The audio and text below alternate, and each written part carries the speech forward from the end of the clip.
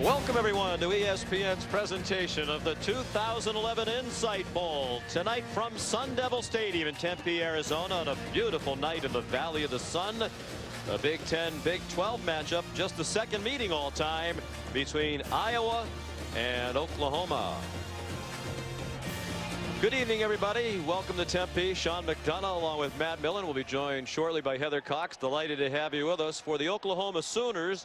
Tonight a chance to end a disappointing season on a high note, and it has been a disappointing year according to Coach Bob Stoops. He says anytime they don't win the Big 12, they're disappointed. They were #1 in the country at the start of the year. Their quarterback Landry Jones didn't have a great year by his standards either. Big night for him and his team tonight. Yeah, really, and he's got to prove that he's the guy, which I think he has for the most part this season.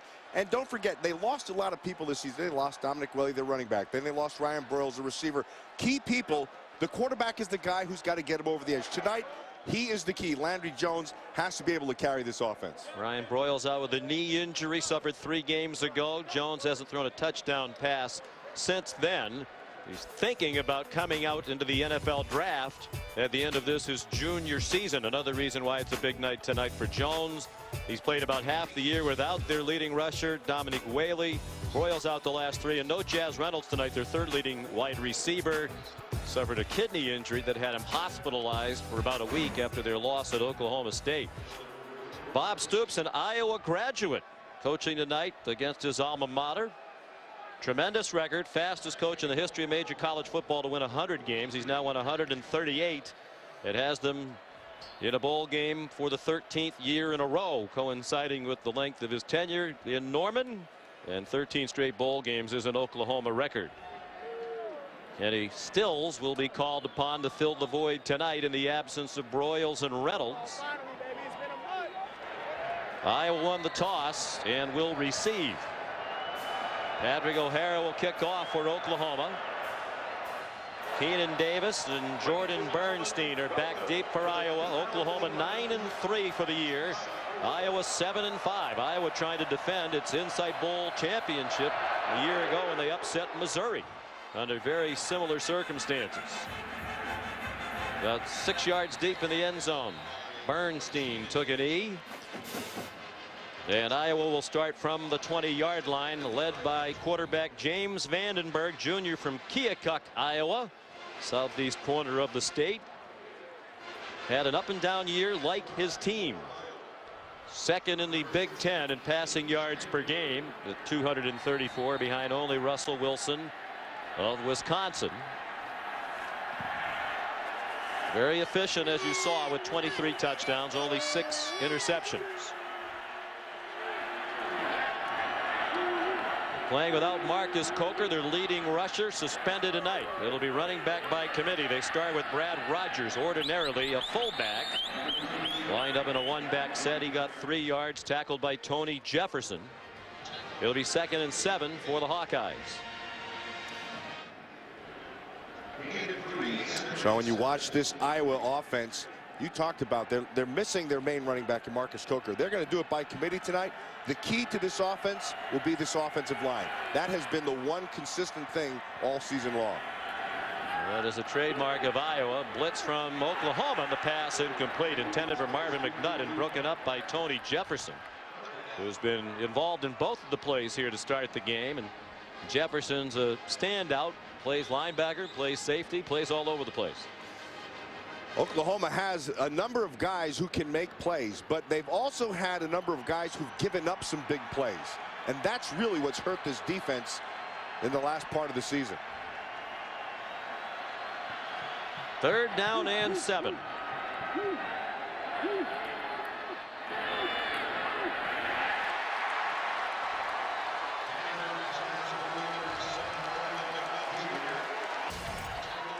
All right, thank you, Mark, and welcome everybody to Tempe, Arizona. Beautiful night here at Sun Devil Stadium. We're just underway. Iowa received the opening kickoff, started at its own 20-yard line, and they just converted on 3rd down and 7 from the 23 on a 10-yard pass from James Vandenberg to Marvin McNutt.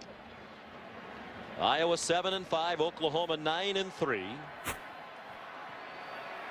The Hawkeyes playing without their leading rusher Marcus Coker, suspended for a violation of the student athlete code at the University of Iowa. Unspecified violation. Brad Rogers, the intended receiver there from Vandenberg. So it'll be running back by committee. Could be any one of 4 running backs tonight to whom Vandenberg will be handing the ball, Matt, and those 4 have a combined 38 carries for the year coming in, whereas Coker had 281 himself. Yeah, just talking to the coaching staff this week, they said, you know, they really don't know what to expect in this game. So the key, however, is going to be this offensive line.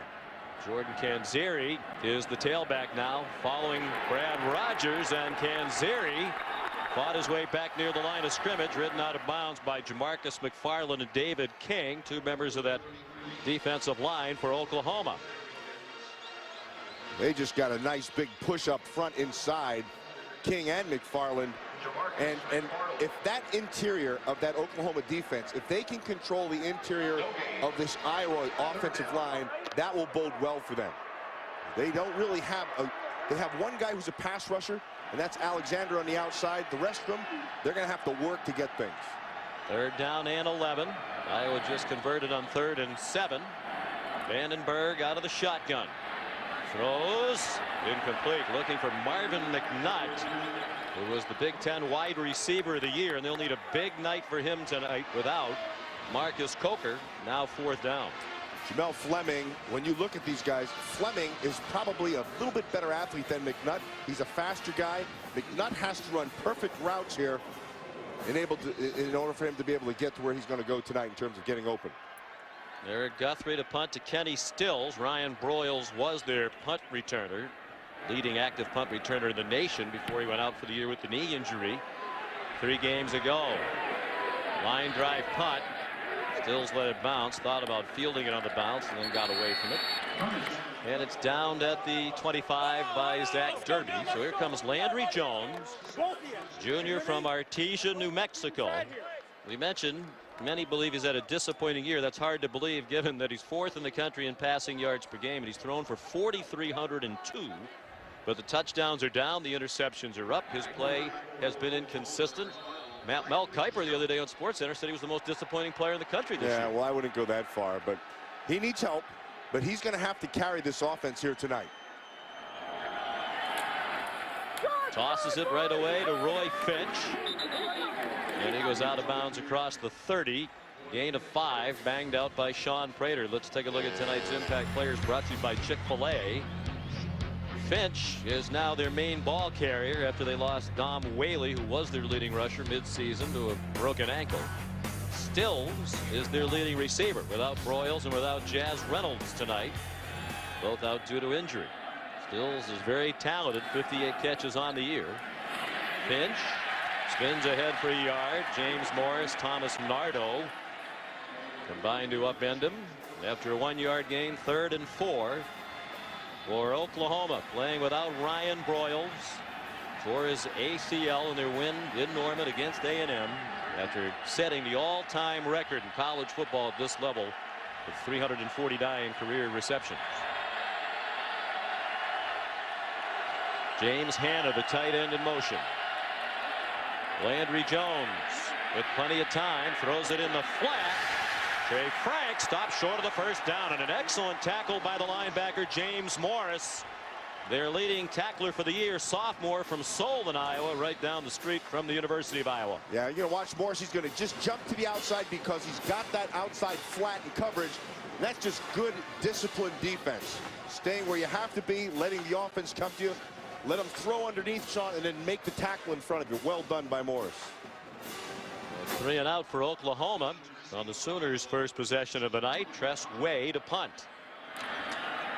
Oklahoma State came after him in the last game of the regular season and came close to a couple of blocks. He got that one off with ease, and Micah Hyde made a fair catch at the 21-yard line. 46-yard punt, no score here in Arizona. You're watching ESPN's presentation of Capital One Bowl Week.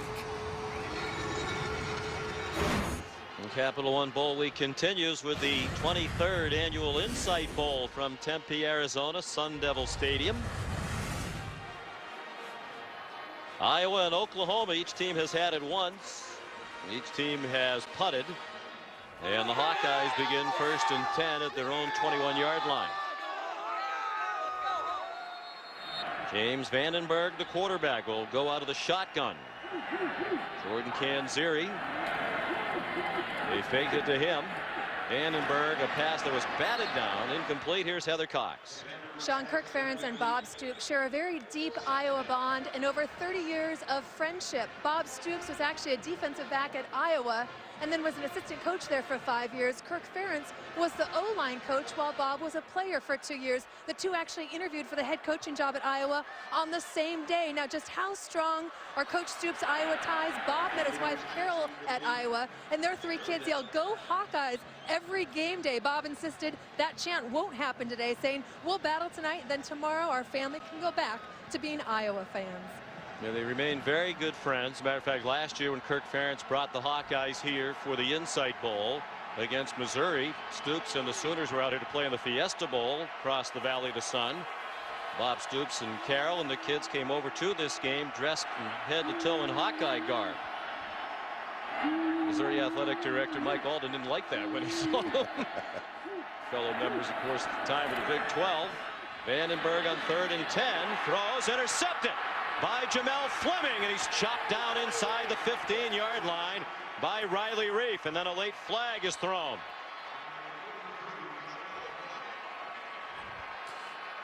Well, the one thing they had to do is be able to protect, and Sean, they got that part done very well. To be able to throw in the pocket. It looks like he just missed, or maybe the receiver maybe didn't follow through in his route. Pac-12 officials tonight led by Jack Wood. After the play, personal foul, number 16. Penalty will be half the distance to the goal, first down. And the quarterback, James Vandenberg, called for the personal foul after just his 7th interception thrown this season. Good protection. Has the ability to be able to set his feet and make the throw. And then on the outside, McNutt looks like he's going to anticipate him coming back to the inside. That didn't happen. Fleming's there, and it's a pick. 2nd interception of the year for Jamel Fleming. First team all Big 12 this season and last season. He was the defensive MVP of the Fiesta Bowl last year over the University of Phoenix Stadium. Their win over Connecticut. Blake Bell is in a quarterback, hands it off to Trey Millard. Will play some fullback and some tailback tonight. He got stopped inside the 4-yard line by Christian Kirksey and LeBron Daniels. This has worked very well. They went to this Bell-dozer package with big Blake Bell coming in at quarterback mid-season. And he has scored 10 rushing touchdowns in about half a year. Jaden Bird, a linebacker, has come in as part of this package as well, leading the way for another touchdown.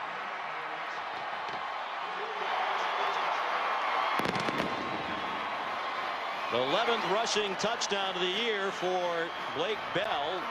He was tied with Charles Thompson for the Oklahoma record for rushing touchdowns by a freshman quarterback.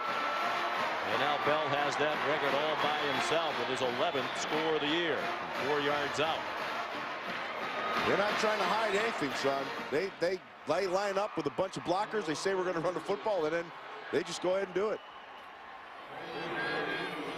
I'm talking about how Landry Jones hasn't thrown a touchdown pass in the last 3 games. This Bell-dozer package certainly is a factor in that as well. When they get down here, they don't throw it in, they run it in. Michael Honeycutt the extra point. 2nd play after the interception. Oklahoma scores. Blake Bell, and it's 7-0. Is the day that I have always dreamed of. ESPN College Football, the Insight Bowl, is brought to you by Insight, a proven provider of game-changing technology solutions for your business. The Lexus December to Remember sales event for a limited time at your Lexus dealer. And Taco Bell, think outside the bun.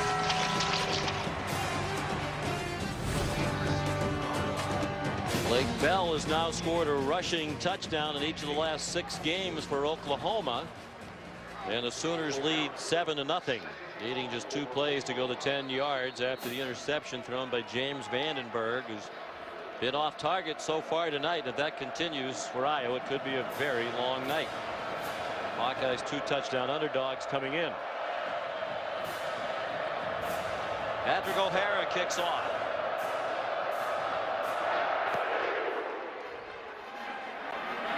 This one much shorter than his first, and down to Keenan Davis at the 10. They get banged down at the 26 by Trey Millard. Let's go back and take a look at the Oklahoma score. Sean, look under here. You're going to see everybody's kind of loaded onto this side of the football over here with blockers. And so Iowa anticipates that, and they stunt their line this way. Oklahoma does a great job of anticipating their anticipation, uses it against them, comes back to the other side with the big fullbacks, and it's 6 quick.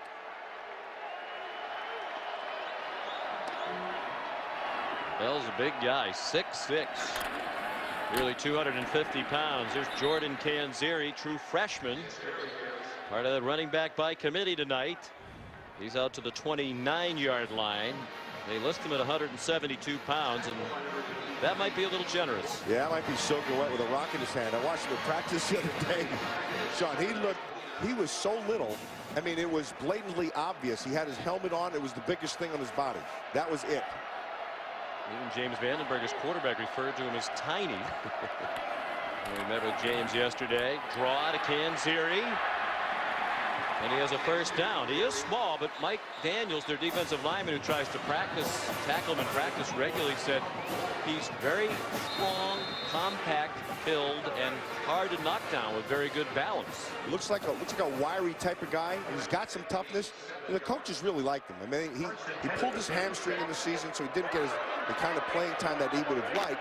But when he was practicing and showing what he had, he was a guy who gave him some quickness, and he catches the ball well out of the backfield. 7-yard gain. Got him a first down. Play action pass for Vandenberg. Had time but couldn't find anybody. Now has a receiver, and it's Canzeri who got belted along the near sideline by Jefferson, but he held on. At least according to the officials. Travis Lewis over there arguing that Canzeri was juggling the ball across the boundary. At least for now, it's a 12-yard gain. He was looking for McNutt on the top side. That wasn't there, and he finds Canzeri. Yeah, that's a catch. I was going quickly, trying to head off a possible replay review. Canzeri gets hit hard again.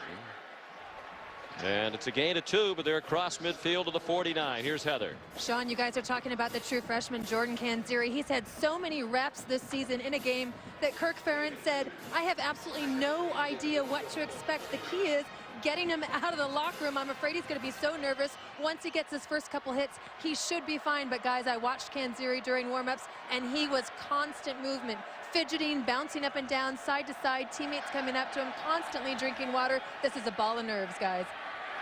Short pass after the play fake. Vandenberg, the C.J. Fedorowicz, the tight end, and he has a first down to the 40-yard line of Oklahoma with a 9-yard gain. Marcus Coker, far and away their leading rusher for the year, 115 yards per game, but suspended for tonight for a violation of the University of Iowa student-athlete code of conduct.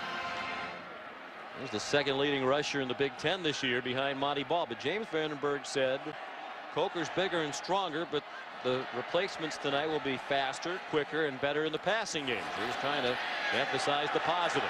Deep throw, a little too long for Marvin McNutt, with Jamel Fleming running in coverage.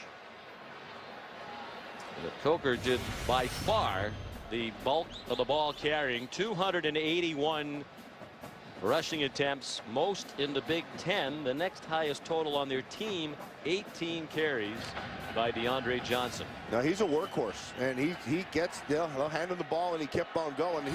He's a power guy, mostly an inside running type, not the quickness that Canzeri brings him right here. And he is performing very well. Down to the 28-yard line, 12-yard gain and a first down, and it's reminiscent of a year ago when Iowa came to this game without Adam Robinson, then their leading rusher. He was suspended. Coker took his place and starred in their win against Missouri. Well, you heard Heather talking about being a ball of nerves, and being anxious and trying to get that first hit out of the way. Well, after Jefferson lowered the boom on him, I would think that would get rid of the nerves right there. Knocked the nerves right out of him. And they stick with Canzeri, and he stopped for a 2-yard loss. So without Coker, the coaches really weren't sure who would be. Perhaps any one of these 4 who were ordinarily tailbacks. You saw Brad Rogers as a fullback started the game in a 1-back set. These 4 combined had 38 carries for the year coming into tonight. Well, I know one thing. That guy right there, that is as good a coach as there is in all the NCAA. This is a well-prepared team, and he does as good a job of anybody of taking what he has and playing with the cards he's dealt. Vandenberg, another poor pass. Deflected by Frank Alexander, a co-Big 12 Defensive Player of the Year, 5th-year senior defensive end. Dropped into coverage there. Yeah, they were dropping him. They were bringing the outside, and they were going to drop him. They know that Alexander's the best pass rusher on this Oklahoma defense. A.J. Klein of Iowa State shared that honor with Alexander. And Matt, if Iowa's going to pull off the upset tonight, Vandenberg has to be sharper. This is reflective of the way the year's gone for him. Yeah, and he's kind of a flow guy, and he needs to get into the flow a little quicker than he is right now. Been inconsistent throughout the year, and again tonight. Now he wants a timeout with the 10th play of the drive upcoming. 3rd down and 12. More than midway through the first quarter. Oklahoma leads 7-0. And the Hawkeyes are on the move.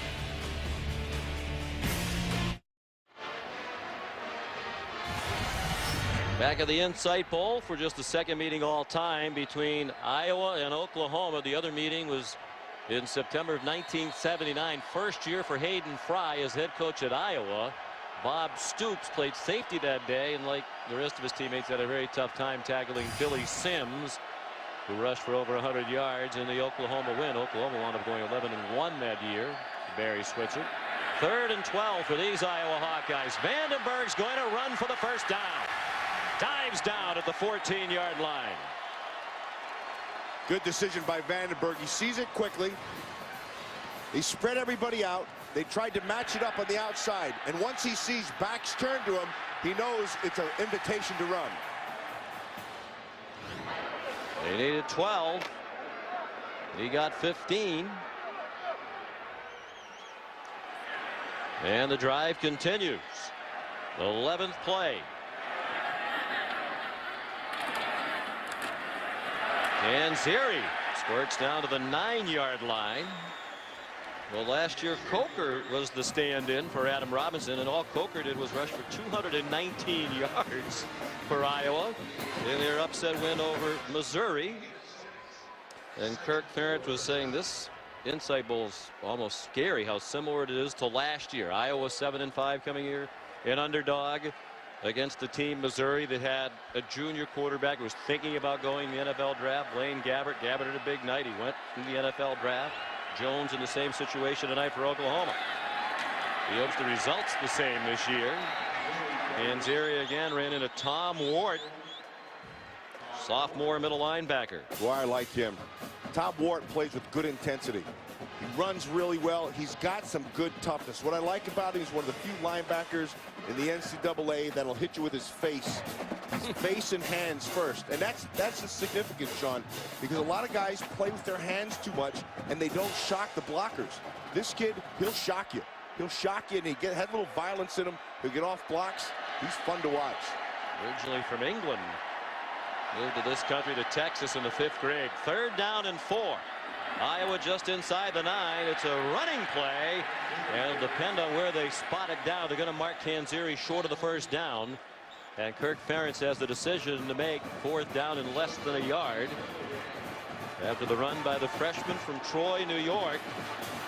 Kirk Ferentz said we got involved with Canzeri very late. He was going to go to Villanova, an FCS school, and at the last minute change course. They are going for it. They're trying to snap it quickly. See the umpire stand over the ball. That was the right thing. And they won't get there. Canzeri had no shot. Wart the first to penetrate, and then a host of Sooners right behind him. Kirk Ferentz irate about something on the sideline. I want you to watch Marvin McNutt. Nobody covered him. There's no one out there. And Fleming ran on late, so that might be what Kirk Ferentz is hollering about. Exactly. You like the decision to go for it? Yeah, that's a tough one down there. You got to get some points. You got to get some points on the board right there. What he was doing is he had some confidence in the way his offensive line had been playing. Well, if Vandenberg even looked to his left, it would have been a touchdown. Wide open. He saw McNutt. He has to be talking about Fleming running on, like you're saying. He came from out of bounds and then came in, ran through Iowa territory. Oklahoma takes over at the 9, and Finch is stopped for a big loss back near the 2. Mike Daniels, their outstanding defensive tackle. Josh Heupel, the offensive coordinator for Oklahoma, says he's as good an inside defensive lineman as they will have faced this year. Not a big man in terms of being tall, but he's a powerful man. And he's finally healthy. He's the first time he's healthy probably all season long. Been fighting off ankle and Achilles injuries that have been nagging him. Loss of 7 on the play. Jones out of the gun from the end zone, swings it out. It's dropped off the hands of Trey Franks. Well, let's go back to the 4th down and a yard when Iowa tried to snap it quickly and catch Oklahoma off guard. There's McNutt by himself, and there's Fleming on the sideline. Fleming's on the sideline. McNutt is saying, hey, throw the ball here. And he also might have been offside. And that's what they were yelling about on the sidelines.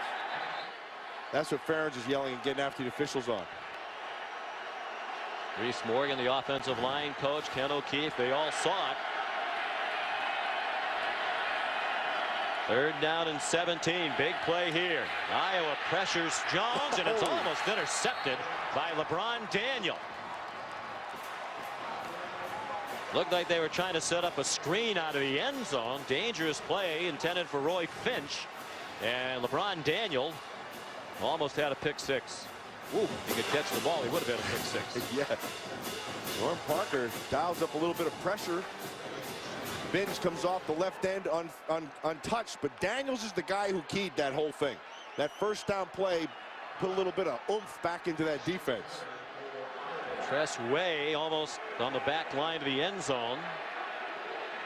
And Micah Hyde back for the punt, standing at the 45. Oh, it's a bomb. Field position changer. What a kick by Way.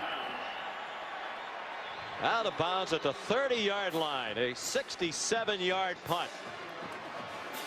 His longest of the season. And Iowa will take over again. 3:23 to go first quarter. 7-0 Oklahoma. Sean McDonough, Matt Millen. Iowa team that has struggled to move the ball for a lot of the year during their 7-5 season. Even though they didn't score the last time, if you're a Hawkeye fan, would you take some optimism from the movement? Yeah, particularly with the offensive line. That's the big deal. That's been their consistent strength all season long, and it's working right now against an Oklahoma front. And Kenzeri is taking advantage of that because he's been gaining a lot of his yards on the interior. And he's the single back. Gets the handoff from Vandenberg. He got splattered again by Corey Nelson. Honorable mention, all Big 12 linebackers. He can play in the secondary. Even played some defensive end against Iowa State. One of the most versatile players in college football. He can put his hand in the dirt.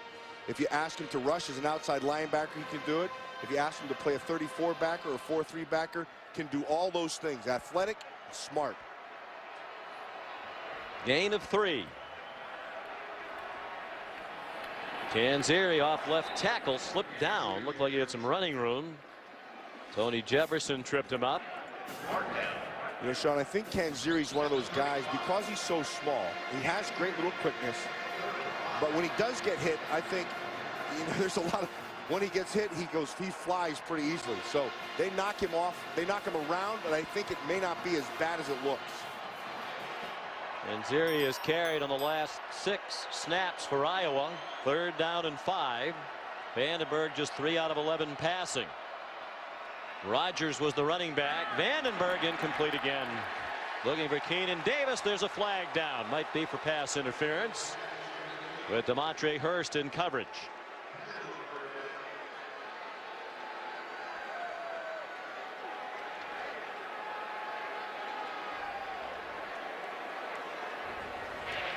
Pass interference. Defense, number 6. Oh, he places his spot on the foul. Automatic first down. Yeah, it looks like he may have gotten his top arm. Here's Hurst down below. It's just going to be an in route right here.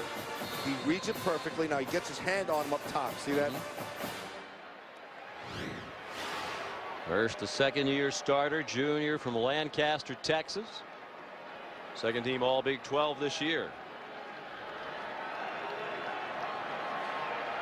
Well, the penalty helps Iowa convert on third down. Rogers remains the running back. Vandenberg throws, caught. Keenan Davis, first down across midfield again to the 48 of Oklahoma. Tom Wart made the tackle. It's a 12-yard pickup for the Hawks. Well done by the offensive line. He gives great protection, and he's able to find him down below. Nice step into that throw. Keenan Davis is able to come clean. Watch the protection, watch the step. James Vandenberg from Keokuk, Iowa, southeast corner of the state, right on the Mississippi River. He told us he's about a mile from Missouri and about a mile from Illinois. Play action fake. He's in trouble and sacked by Travis Lewis, who came on a blitz. They showed it right away. Walked up inside in that A gap, and that forces you to have. You're going to watch him inside right here. Forces you to make a decision inside how you're going to handle it. They didn't get it done. It looked like Tobin was going to try to come down 60 the guard. He wasn't able to handle that, and it's a sack. One of the top sack teams in the country. Came into tonight's game with 37 as a team, 7th in the nation. Lewis, senior, hasn't had an explosive year due to a broken toe suffered in the preseason. Second and 19. Kanziri trying to get some of the sack yardage back. Got to the 49. Third down and 13 to come. Well, you mentioned about Travis Lewis. He broke his toe in the preseason, and they thought he was going to miss significant time, and he didn't. In fact, he played with a cast inside his shoe. And while that slowed him down in his movement, the one thing, Travis Lewis has good movement. But what you want to see more of from him is more physical at the point of attack. Wirt does that better than Lewis does. Coaches just feel that toe has cost him some explosiveness that he had demonstrated in previous years. Vandenberg running out of time, throws short. Kanziri gets about 4. They'll be well short of the first down on the final play of the first quarter. It'll be 4th and 10 for Iowa near midfield. When the second quarter of the Insight Bowl begins with Oklahoma leading 7-0.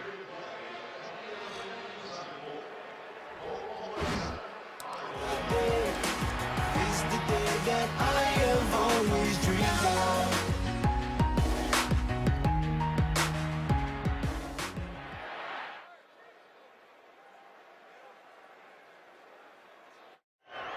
On to the second quarter of the Insight Bowl here in Tempe, Arizona at Sun Devil Stadium. Oklahoma leading 7-0, despite the fact they ran just 8 plays from scrimmage in the first quarter. It had 7 yards of offense. Interception. Set up a short touchdown run by Blake Bell. Eric Guthrie punts for Iowa from midfield on 4th and 10. Fair catch signal made by Stills, and the Hawkeyes couldn't down it. Inside the 5-yard line. DJ Lowry was there, couldn't get to it. We mentioned it's been a disappointing year for Oklahoma, ranked number 1 in the preseason. They started out 6-0, right in the thick of the national championship conversation. Then a shocking loss to Texas Tech, snapping their 39-game home winning streak. Then the major injuries piled up. The very next week they lost Dom Whaley at Kansas State to a leg injury. Ryan Broyles the week after that tore his ACL. They wound up losing 2 of their last 3, and they got hammered in Stillwater in the Bedlam game. Oklahoma State, its biggest win of that rivalry since 1947. Brennan Clay, the ball carrier for OU, out to the 22. And one of the big questions, Matt, was how excited would Oklahoma be to play in this game? Yeah, I think very excited, and I think the key to that. There's Landry Jones sacked. Well, certainly don't look like they're in sync on offense. Mike Daniels dropped Jones back at the 12-yard line. Mike Daniels came to play. I mean, we saw that yesterday. We were sitting there talking to him. But the indicator for me for Oklahoma was they got real physical for this month of preparation for this game. Trying to up the tempo here. Jones again under duress, throws it short for Brennan Clay, and he's well short of the first down. So another 3 and out for Oklahoma. They still don't have a first down. I'm a little surprised that they haven't gone to, I mean, the biggest weapon is Landry Jones. And they've been trying to establish the run here early, and it's played to what the strength of this Iowa defense has been able to do. Has been pretty solid against the run. I'm surprised they haven't tried to throw the football with Landry Jones. There's Tress Way to Potty at a 67-yarder out of the end zone. That was huge. Whoa! They came after it and almost got it. Micah Hyde telling his mates to get away from it. It's a little long punt. Nice roll for Way down to the 27-yard line. 49-yard punt. Still 7-0 Oklahoma.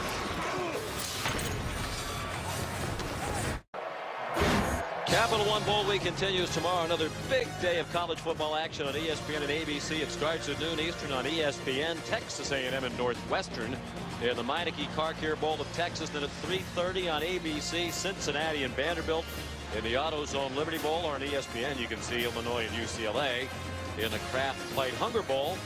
Finally at 7:30 Eastern ESPN, Virginia and Auburn in the Chick-fil-A. All tomorrow on ESPN, ABC. ESPN 3, throwback by Vandenberg, dangerous pass for virtually no gain, caught by Jordan Canzeri. Among those games tomorrow, Matt, Northwestern trying to avoid losing its 9th straight bowl game, which would tie Notre Dame's record for most consecutive bowl losses. And Dan Purse will have something to say about that. He's good. He's a good football player. 2 very good quarterbacks in that game. A&M's Ryan Tannehill, top NFL prospect. That's at noon. A&M and Northwestern. 2nd and 10. Iowa's had the edge in play, but the big turnover interception thrown by Vandenberg led to an Oklahoma score.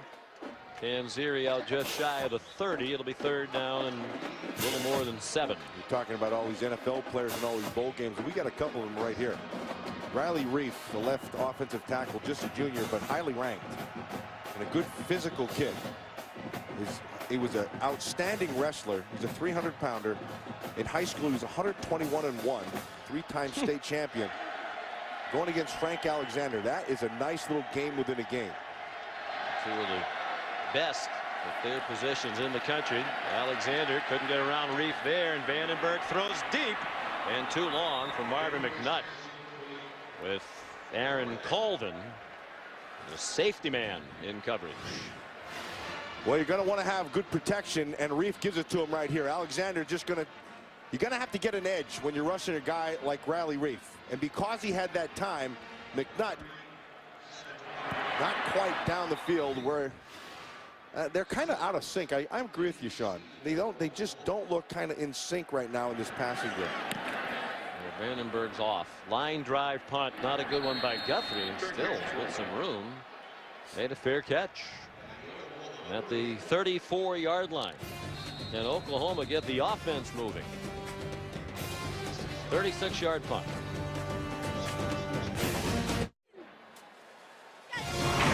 ESPN College Football, the Insight Bowl, is brought to you by the new Capital One Cash Card for people who want 50% more cash, and Geico. 15 minutes could save you 15% or more on car insurance. Oklahoma's run 11 plays. They have 11 yards of offense, but they lead 7-0. Here's Heather. Sean, Landry Jones is known as a quiet, unassuming player who leads by example, not known for being vocal. Well, he just stepped out of his comfort zone. He gathered his entire offense shouting, "We're playing soft, let's pick it up, we're better than this, bring some energy, let's play some ball." And guys, the local radio reporter who's with the Sooners every game just told me that's the first time he's seen Landry Jones do that all season long. He's 2 for 4 passing. He sends Kenny Stills in motion to the right. And they go to some trickery as it's Franks who can fly, and it's well defended by LeBron Daniel. Well done by Daniel, because he's getting blocked by the quarterback, and he fought him off and was able to get outside and put an edge to that thing. Lots of work off Landry Jones. Makes the play. You want to get Franks down. He was a two-time 100-meter champ in high school in Texas. And a lot of fast guys in the state of Texas. Camille Jackson the reception. There's a first down for Oklahoma. Norm Parker, the defensive coordinator at age 70, retiring after tonight's game. This is his 497th game as a college assistant coach. And there's Mike Daniels again. He told us yesterday we want to send Norm Parker off with a win. And Norm Parker won't let us. Norm keeps telling the players it's not about me. Go out there and win it for yourself. But they are so eager to give Norm Parker a victory in his last game. Mike Daniels plays with great leverage. He's not a tall guy. They list him at 6'1". They may be a little lion right there. But he is a powerful man. And he's been coming off the ball inside. They have not stopped him all night. He's been hampered by sprained ankles all year long. The month before the bowl game has really helped him. The toss back to Brennan Clay, and Morris stood him up. Still 10 yards short of a first down after a 9-yard loss on the sack.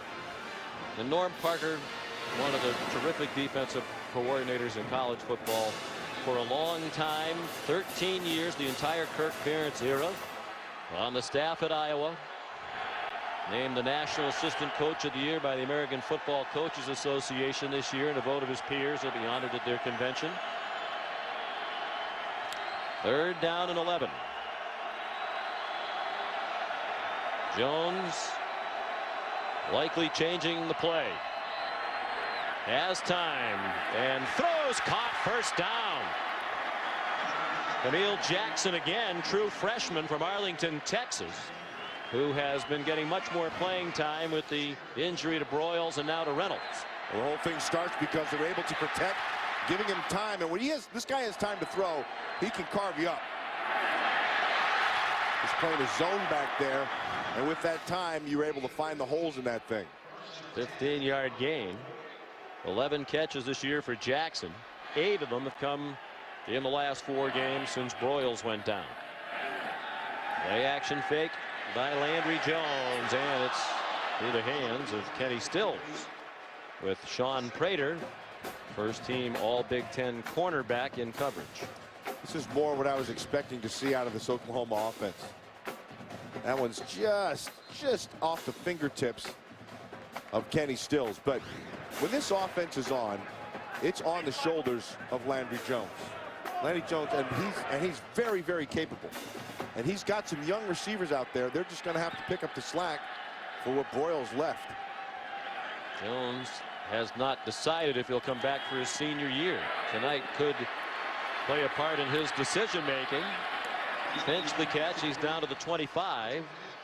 It's a lot like last year, as we mentioned, when Blaine Gabbert came here from Missouri. He wasn't sure if he was going to come back for his senior. He had a huge night in the loss to Iowa. Really impressed the NFL scouts who were here. Wound up moving into the top half of the first round of the NFL draft. And Bob Stoops says when this game is over, they'll go through the process, get the information, the projections from the NFL people about where Landry Jones is likely to slot in. Our Todd McShay has him as the 17th overall player, which would put him in the middle of the first round. Might have been helped by the fact, certainly was, that Matt Barkley didn't come out. Well, he's a talented guy, and there's no question he has the talent to play at the next level. The question is, does he want to improve? Can he improve over next year? And then there's always the risk of injury. Don't you think he has plenty of room for improvement? Yeah, I do. I really do. There's Finch trying to turn the corner. There are flags down. He got 2 to the 23. Jordan Bernstein and Sean Prater combined to stop him. Flag thrown in the middle of the offensive line. Yes. At the line. Holding. Offense, number 69. Penalty, 10 yards from the previous spot. Replay, second down. Lane Johnson, the right tackle, as Franks limps off. Really can't afford any more injuries at wide receiver. There's Johnson as he got tangled up with Broderick Binns. He was fine all the way till the end when he yanked that shoulder to the inside. He was fine within the framework, and then once Binns tries to get off and he pulled the shoulder inside, that's what they're going to bang every time. Of course, Oklahoma has plenty of recent experience going through the decision-making process with the quarterback. Sam Bradford came back. And Jones on target to James Hanna, the tight end, down to the 21-yard line. And of course, Bradford had the nightmare. He got hurt after coming back, but he still wound up being the #1 overall pick in the draft. And you watch Landry Jones, there's a lot of things to like about him. He can't make all the throws, and he does it easily. Poise under pressure. At times he's good, and times that's what gets him, Sean. There's sometimes he gets a little bit of happy feet, and I think that's where he can get better for the next level. He doesn't get a lot of pressure. They throw it quickly. And had very few sacks given up this year. Now he's going to run for the first down. He got belted, and there will be flags thrown by every official on the field at Jordan Bernstein. That's a tough one right there. Just as he's going down, Bernstein is coming in for the hit. And it's one of those plays that as an official, you really have to make the throw. But as a defender, it's a tough, you don't quite know where to go. And so you're always preaching to your defenders to be aggressive. Personal foul, defense, number 4. Penalty will be half the distance from the spot of foul, the end of the run, automatic first down. Yeah, well, that's helmet to helmet. Yeah. Now they're going to make that call. Yeah, they have to. And that's exactly what they're trying to get rid of in every level of football. Leading with the helmet, cracked them right in the helmet. Jones goes out.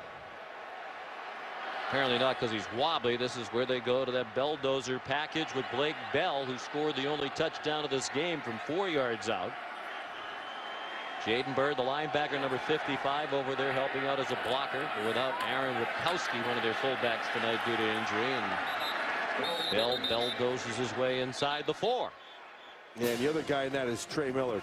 And that Millard is as versatile a player as you're going to see in all of college football. He can play tight end. He can be a running back. He can play fullback.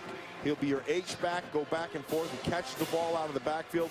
That kid's a good football player. He's going to play for a long time. Just a sophomore from Columbia, Missouri. They look to the sidelines for help.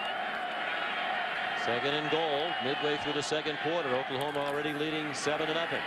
Here's Bell trying to turn the corner. He walks in untouched. He is a touchdown scoring machine for the Sooners.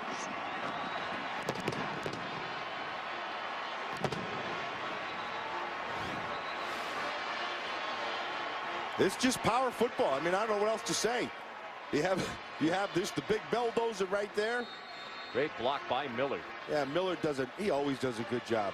Flat Sean Prater. He'll take you physically up top if he has to, and if you try to play him off with your hands, he'll take out your knees. Michael Honeycutt, freshman place kicker. One of the bright spots of this season, according to Bob Stoops. And his extra point's good. First sustained offense of the night from Oklahoma.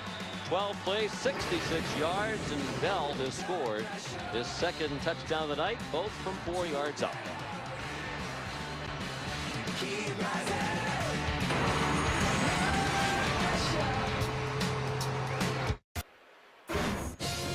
Capital One Bowl Week concludes Monday with 4 more games, all starting at noon. ESPNU, Houston Cougars and Penn State, the Ticket City Bowl at 1 Eastern. ABC has an attractive matchup of the Outback Bowl, Michigan State and Georgia. ESPN with Nebraska and South Carolina, another good one in the Capital One Bowl. And at ESPN2, it's Ohio State and Florida, the Urban Meyer Bowl. Actually, it's the TaxSlayer.com Gator Bowl, all Monday at ESPNU. ABC, ESPN, ESPN2. Of course, Monday night we have a little game right down the street. Yeah, that's not going to be too shabby either. Tostitos Fiesta Bowl. Very nice game. Stanford and Oklahoma State.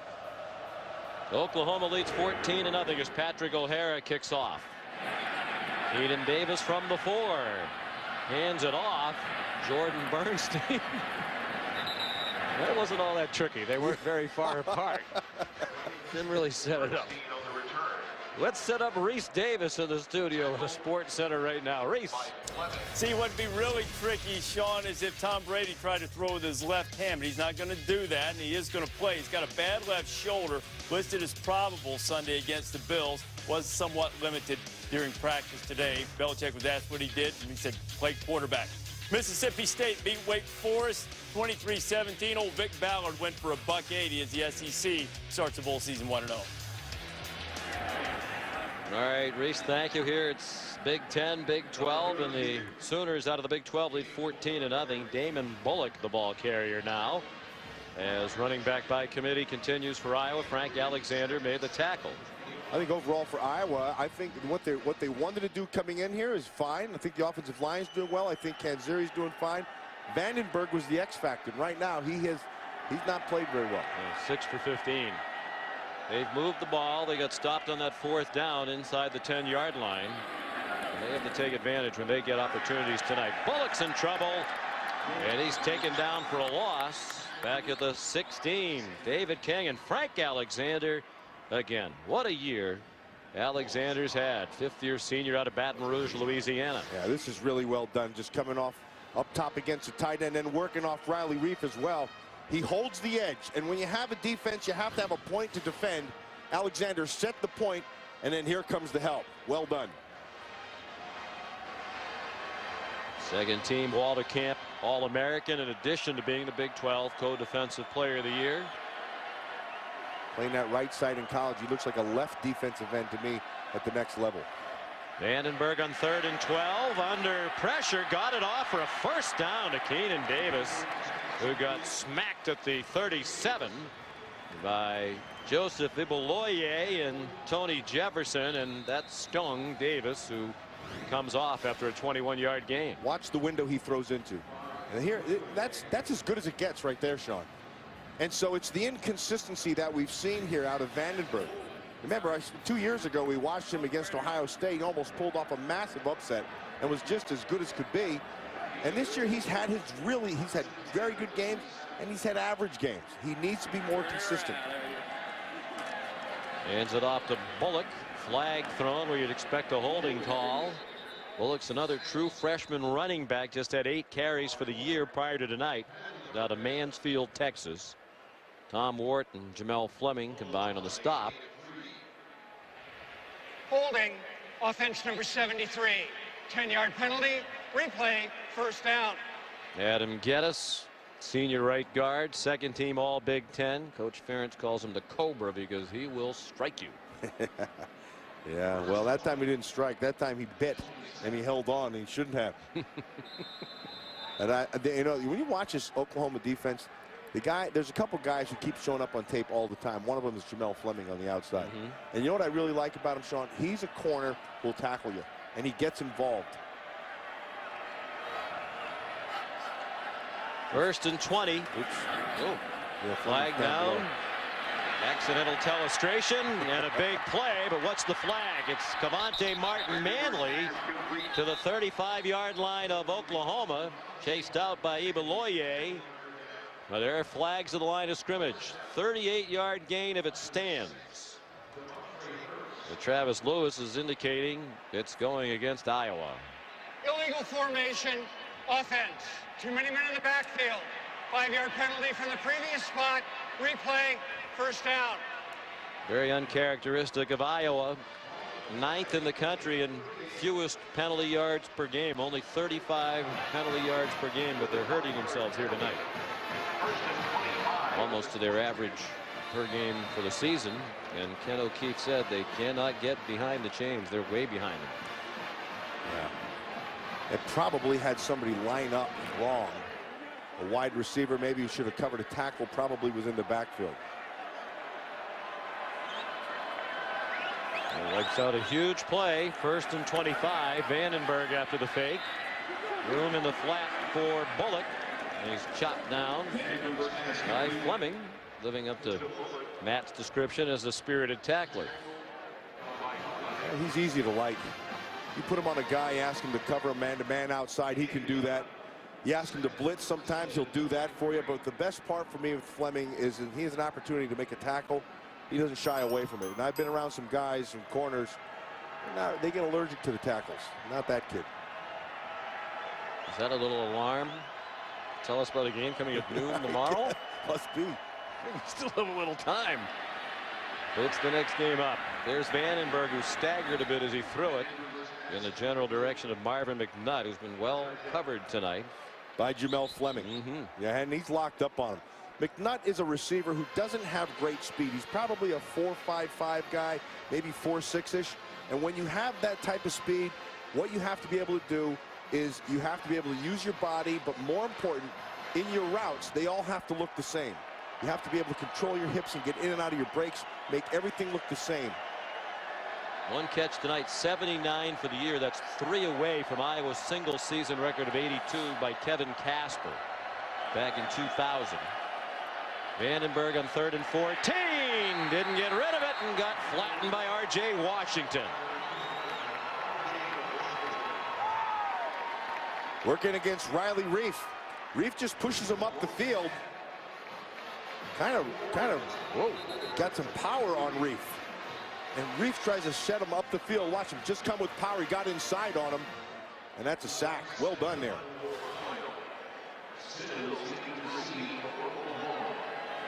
Here's Guthrie. 6'6" punter.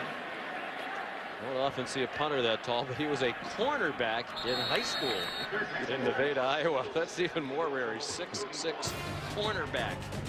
Fair catch made by Stills. 47-yard punt from the big fella. Welcome back to the Insight Bowl, where the Oklahoma Sooners are up 14-0 despite being without their star wide receiver Ryan Broyles, who joins me now. Ryan, you tore your ACL 4 games ago, had surgery in late November. How's the rehab, and what's your timeline like for return? You're going strong. You know, every day I'm trying to learn something new, get better in any situation I can. Time period 6 months out. I'm 5 weeks out right now. I'm starting to pull in 5 weeks, so I'm looking forward to that. Now, your offense has struggled without you, hasn't scored a passing touchdown since your injury. What advice have you given to your wide receiver group for tonight? You know, just be ready. There's going to be play calls that come up, and you got to be ready to catch the ball when the time comes. Now, a hot topic has been your quarterback, Landry Jones. I know you guys are very good friends. What are your thoughts on whether or not he'll return or go to the NFL next year? With Landry, I don't feel like he can go wrong. He's a great quarterback. Everyone always has something to learn, no matter if you're 30 years old. So he's a young guy right now, and I feel like if he came back, it would just help his game even more. Has he given you any indication about what he wants to do? No, ma'am. Thanks so much. We wish you a speedy recovery. And Sean and Matt, rumors down here are certainly that Landry is going to the NFL. We'll wait and see. All right, Heather, thank you. After a 6-yard gain on first down by Franks, Finch carries and got only 1, so it'll be 3rd down and 3. It was a good try by Heather. See if he can get a little scoop, as they are very tight. James Morris injured. That would be a big loss if he can't return, their leading tackler. Yeah, I also watched Marcus Zuzovic, their starting right offensive tackle, walk off earlier. He's been bothered all week by the flu and apparently was sick again on the sideline. Zuzovic has gone to the dressing room. Blake Bell back in there, quarterback. And he lunges. I don't think he got to that yellow line. Short. Tanner Miller came up from his safety spot. And they got him down to about the length of a football short, it seems, of the first down. Tanner Miller came up, but the guy who made the play was Mike Daniels again. Got pressure up the field and forced him a little bit wider, and that allowed the rest of the defenders to come up and make the play. And Mike Daniels has played a heck of a first half here. Rare time, the Belldozer was stopped. Micah Hyde back for the punt. And Tress Way, Hyde had a huge play at the Inside Bowl last year, an interception return for a touchdown against Missouri that was the winning score. No chance to run this one back. 17-yard line will be the line of scrimmage after we check in with Reese Davis. Sean, coming up on the H&R Block halftime report, perhaps they will call it, at least for a day, the house that Rutgers built in the Big Apple. Will take you to the new era Pinstripe Bowl. Also show you a little helmet optional football, just the way Mark May likes it from his offensive linemen. And the SEC and the ACC men up. Dr. Lou will join us to talk about Mississippi State's win. See you in just a few minutes. Well, the Big East takes some heat in football, but they win their fair share of bowl games. Yes, they do. Second year in a row the Big East has won the Pinstripe Bowl. Syracuse won last year against K-State. Jason White, the ball carrier. We mentioned running back by committee. He's a senior from Davenport, Iowa. That was his 5th career carry. Well, we said we'd see a lot of them, and we are. The one thing we also were hoping to see is more consistency out of this passing game, and we have not seen that. Here's White again. He gets the first down. Iowa has 2 timeouts. The field position is still shaky, and by nature they tend to be a conservative outfit. The mistakes have hurt them. The things you can't do when you're a big underdog. Turnover that led to a score. Some key penalties have hampered the Hawkeyes. Vandenberg over the middle. Incomplete. Dropped by White. It was a walk-on. Chose to walk on at Iowa because it was always his dream to play for the Hawkeyes, as has been the case for so many young boys who grew up in the state of Iowa. You know, you watch this Iowa football team, they're fundamentally sound. They remind me, I said this earlier, maybe a year ago, in watching them, they remind me of their wrestling team. They wrestle right in the middle of the mat. They're tough. They expect you to come right to them. They don't back down from anything. I always have loved this program. Brett Van Sloten is in at right tackle for the ill Zusevics. That's a first down on the catch by Davis. They have 2 timeouts. I mean, if you're going to go, why not use one of them? May as well. He's got decent protection here. He's able to step into that. When he's had the time, he's been able to step and throw. They've been pretty good. And we saw time management hurt them last year when we did some Iowa games. And that's about 5 or 6 seconds that ran off the clock before they got the timeout.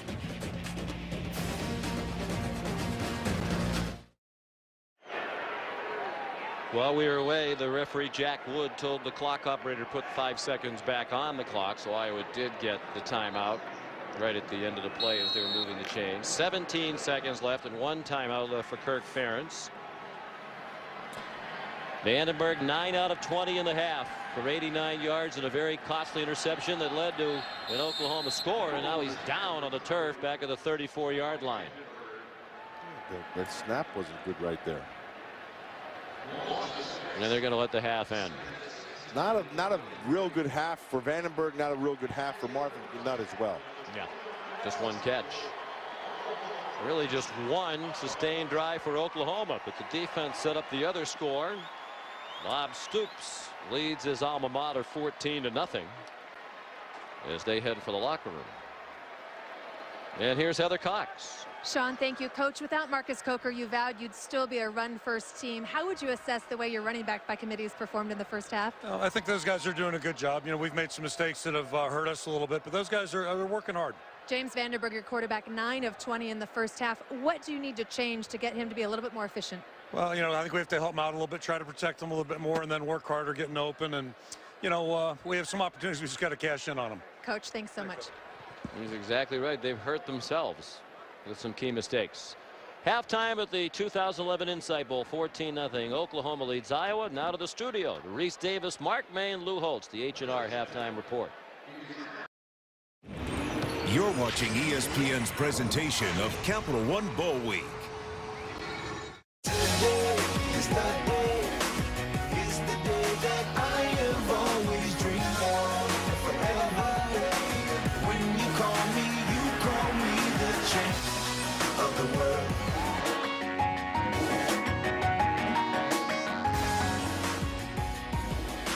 We welcome you back to the 2011 Insight Bowl on ESPN. The Iowa Hawkeyes taking the field for the second half, trailing Oklahoma 14-0 at halftime, despite the fact that James Vandenberg and the Hawkeyes had a slight edge.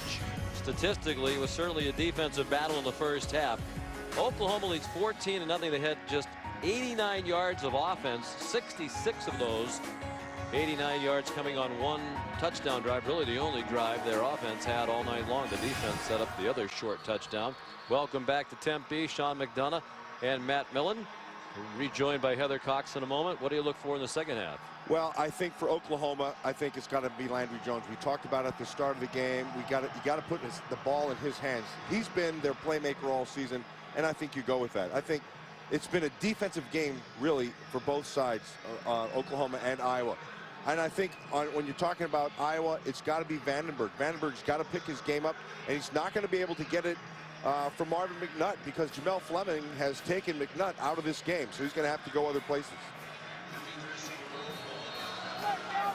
Just one catch for McNutt. Needs 3 more to tie the single-season Iowa reception record. Needs 5 more to tie Darrell Johnson-Koulianos for the all-time career reception mark. Mike Myers kickoff down to Trey Franks.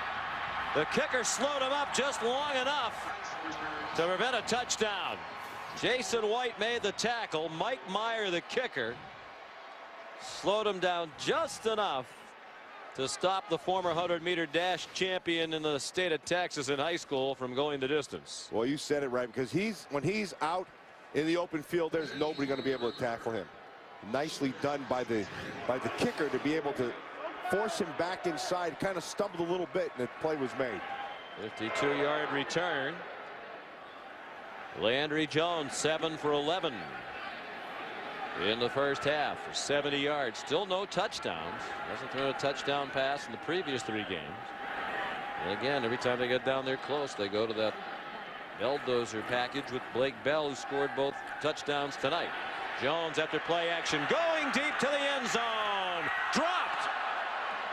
Kenny Stills couldn't catch it. It looked like Micah Hyde actually jumped a bit too early. He was landing as the ball went off the shoulder of Kenny Stills. They get in that stack, and all they're going to do is just, he got him, that's a nice route. He forced him wide. Looked like Hyde, like you said, he jumped early. It may have distracted him, but you got to come down with that thing. No doubt. And that's been the case for Stills. He's a lot of talent, but he's been inconsistent. Pistol look now for Oklahoma. Landry Jones throws short to James Hanna. The second team all Big 12 tight end. A short gain to the 38. And here's Heather. Guys, look for Bob Stoops and the Oklahoma offense to be much more creative in the second half. He said we got behind the chains way too often, took way too many sacks. We've got to find a way to trick Iowa's defense a little bit more. As for their quarterback, Landry Jones, who got a helmet-to-helmet hit, he has been cleared to play, doesn't have any concussion systems. What he does have, though, is a chipped tooth. Bob Stoops said he kind of likes it. I even saw his running backs doing some shadow boxing and calling him Rocky. Look for Jones to be pretty tough here in the second half. Here comes the rush. Jones steps up on 3rd and 4, wide open.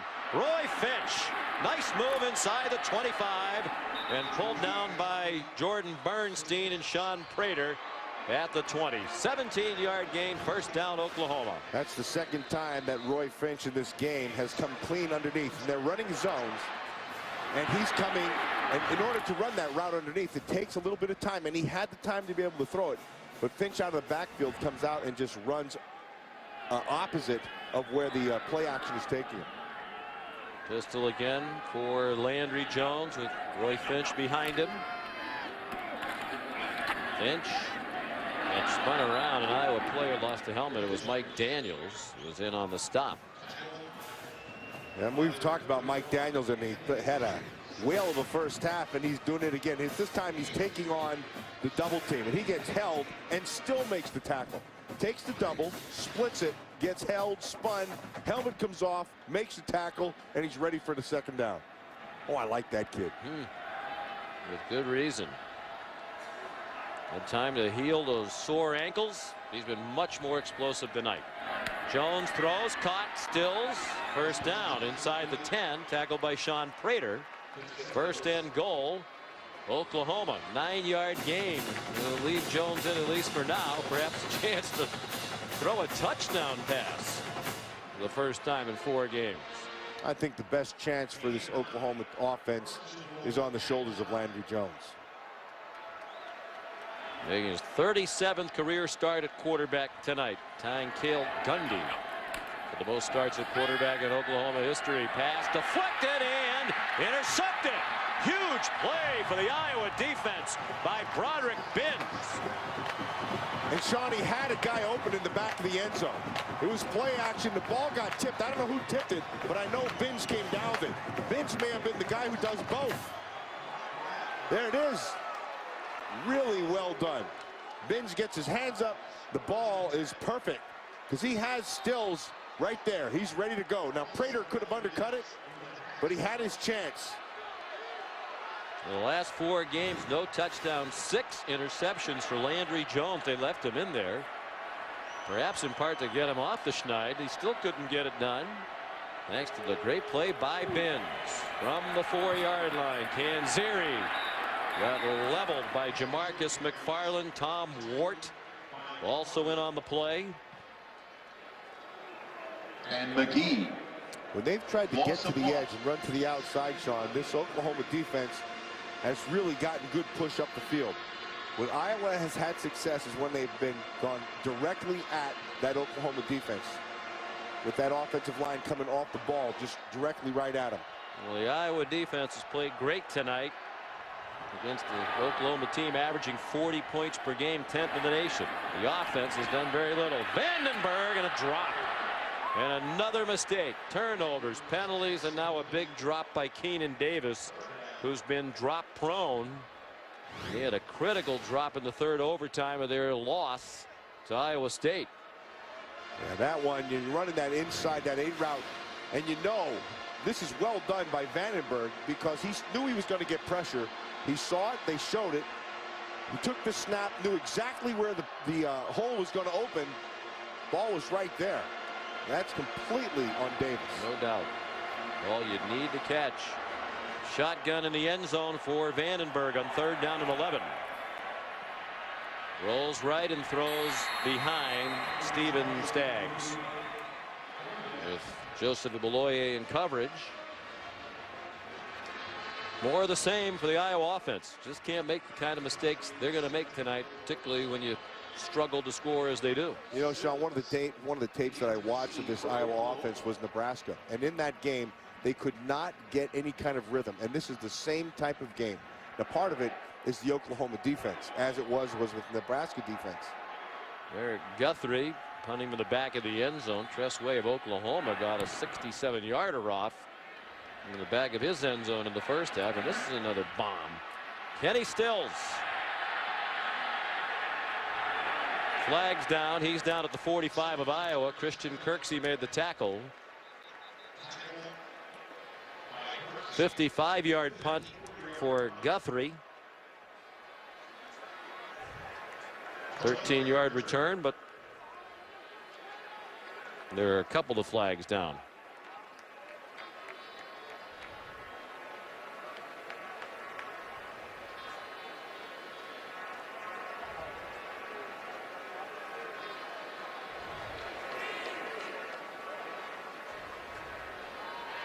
There are 2 fouls on the play, both fouls on the return team during the run back.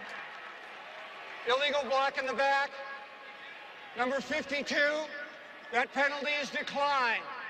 Illegal block in the back, number 61, that penalty is accepted, will be enforced from the spot of the foul, 1st down. Now, if I'm Ben Haber, number 61, I have a problem with that. Why are you taking my penalty and not the penalty against Kellen Jones? It's just not fair. Roderick Binns, a big play, but the offense didn't take advantage of it. Still 14-0 OU. One appealing matchup that is. Again, a power football team. Wisconsin against that high-flying Oregon attack of Chip Kelly. They'll spread you out all over the place and take advantage of the speed. Landry Jones, shotgun from the 36, 1st and 10. Trey Franks, and he's run down from behind by Anthony Hitchens. Nice play by the sophomore. They're playing without their leading tackler, James Morris, who looks like he's done for the night with an ankle injury. Missed time earlier in the year with an ankle problem, and he certainly doesn't look like he's coming back tonight. I'm going to go out on a limb on that one, Matt. Yeah, doesn't look very good for Morris. Good football player, too, boy. Good young football player. Jones throws, caught by Stills, 1st down. Tyler Nielsen, the senior linebacker out of Humboldt, Iowa, playing in his last game, made the tackle. Another young man has fought off a lot of injuries, including a broken hand this year. left hand. He has 2 plates and 19 screws in that left hand. Yeah, and they moved him to the inside, and he's comfortable in there, but he says he's more comfortable on the outside. Hard to tackle with all that metal in your hand.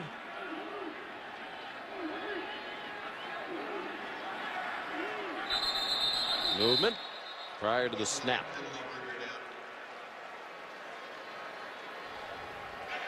Illegal snap, offense number 61.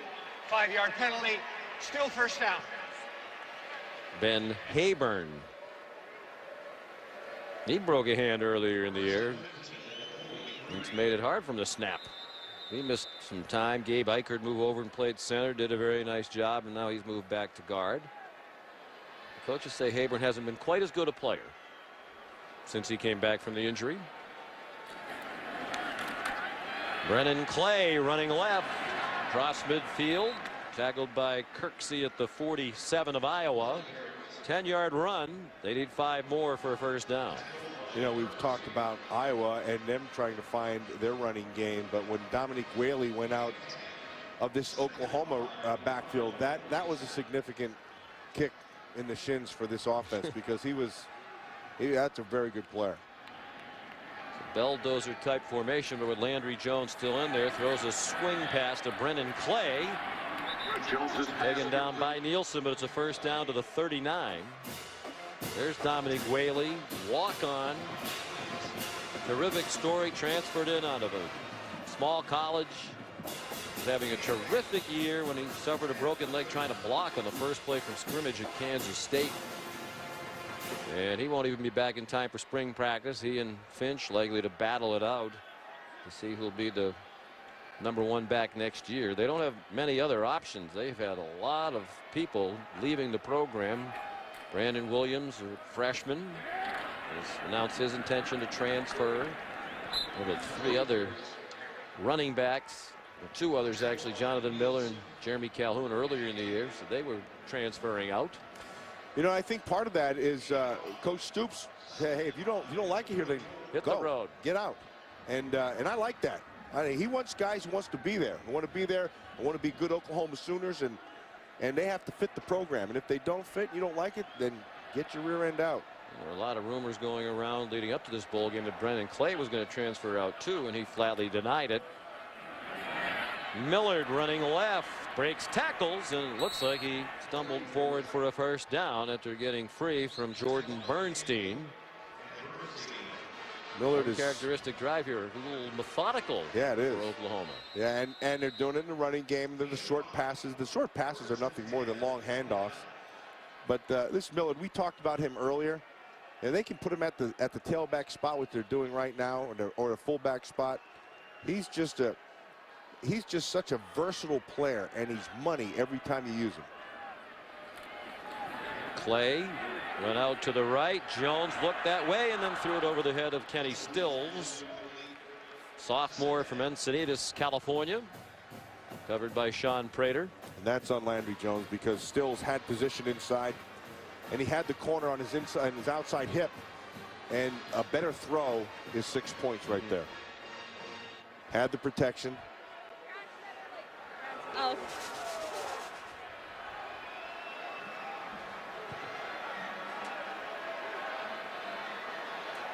Second and 10 from the 29. 3 wide receivers on the field. Jones up and down the line of scrimmage with some instructions. Their all-time leading passer, over 12,000 career yards. Adds to that total. Nice catch by Camille Jackson.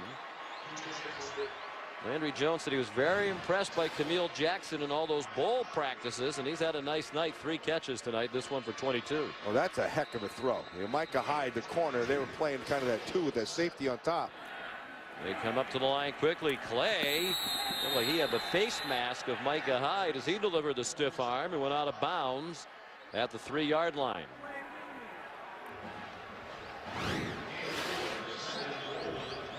He got him right by the face mask. You're right. Micah Hyde not too thrilled with that, so he went to go tell him about it. But you got to like that as a runner. Jones in there, throws, and there's the elusive touchdown pass. First in 4 games for Jones, and it goes to Trent Rattery, the backup tight end.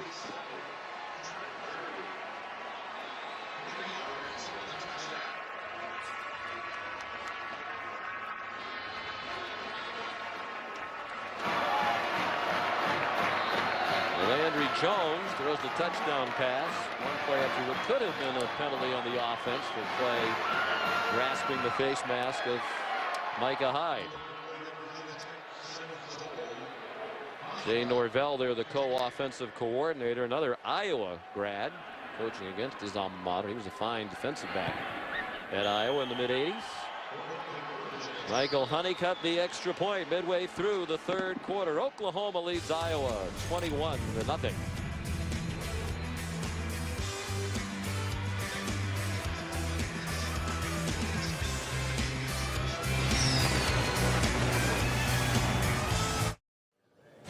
ESPN College Football, the Insight Bowl, is brought to you by Domino's. Oh, yes, we did.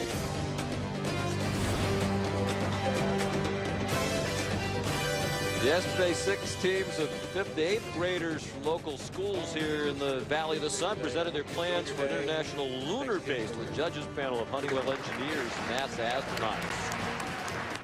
A team of 7th grade students from Simon & Jude School in Phoenix won the contest for their presentation of the Moon Landers. I thought I saw a little bit of Star Wars stuff in there. You might have. A bunch of smart kids, as we say in the Congo. Yes. Good for them.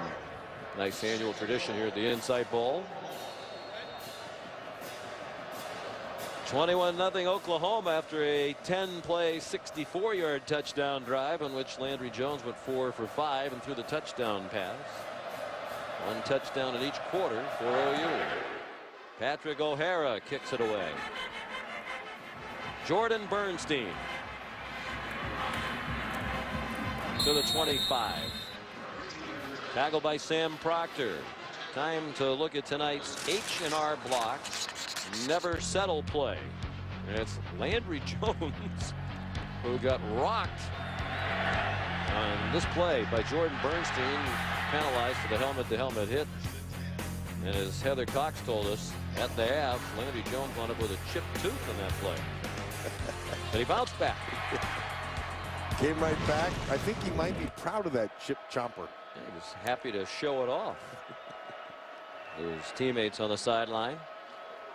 James Vandenberg gave it off to Jordan Kanziri.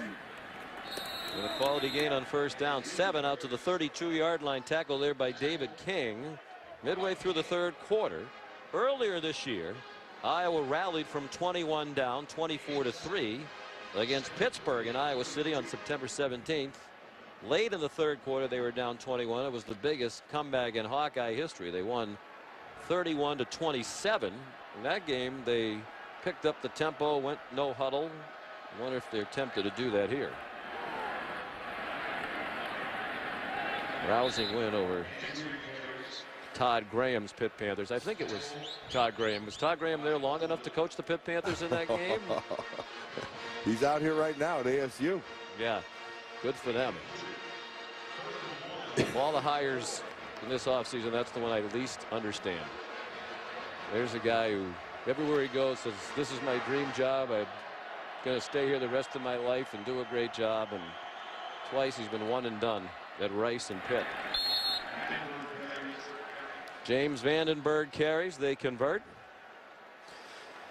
You know, Sean, getting back to the hurry-up stuff and the pace, and I think one of the things they try to do with Vandenberg is to try to get him into a flow, and that's something that he's not been able to do in this game. And part of that flow with him is Marvin McNutt, and it's been a slow night for McNutt.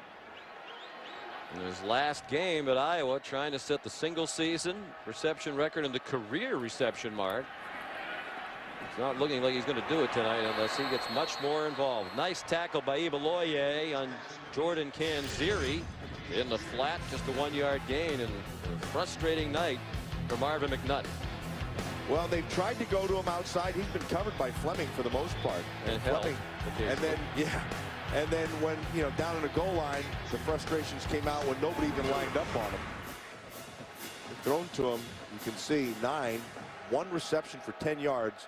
Hasn't been a big night for him tonight. One of the balls they threw to him was intercepted by Jamel Fleming that set up the first score. Another short completion. This one to C.J. Fedorowicz. Tackled by Fleming and Travis Lewis. Gain to the 41-yard line, 3rd down and about 5.5. You know, you've mentioned a couple names here tonight in Demontre Hurst in the one corner and Jamel Fleming. I think both those guys have played pretty darn well here tonight. Fleming, for the most part, has been over McNutt, and he's kept them quiet. Hurst on the other side, 2 good corners here. 4-man rush. Vandenberg with time, and there's McNutt into Oklahoma territory to the 43-yard line. 16-yard gain by McNutt, his 2nd catch of the night. The senior from St. Louis who came to Iowa as a quarterback. Yeah, he said to Fleming, if you're going to hold me, I'm going to shove you. Yeah, and that's fine. That's how you have to play. And every, you know, you're going to be physical with a guy. You got to be physical back. Looks like he got hurt at the end of that thing. He's off to the sideline, holding his right shoulder or something. He wasn't excited when he was turned into a wide receiver at Iowa at first. Grew to enjoy the position over time. Brad Rogers the ball carry, and Fleming another tackle. He already has the single season record this year with nearly 1,300 yards, and he has the career reception yardage mark as well. Set the touchdown record this season and the career mark, but he doesn't have the single season reception mark. He's 2 away from Kevin Casper's 82, and he does not have the career reception mark. 5 away now from Darrell Johnson-Koulianos. Pretty good players, Casper and Johnson-Koulianos. Vandenberg throws, and a nice catch made. Ruled a grab by Stephen Staggs, junior from Oskaloosa, Iowa. Walk on, just his 5th catch of the year.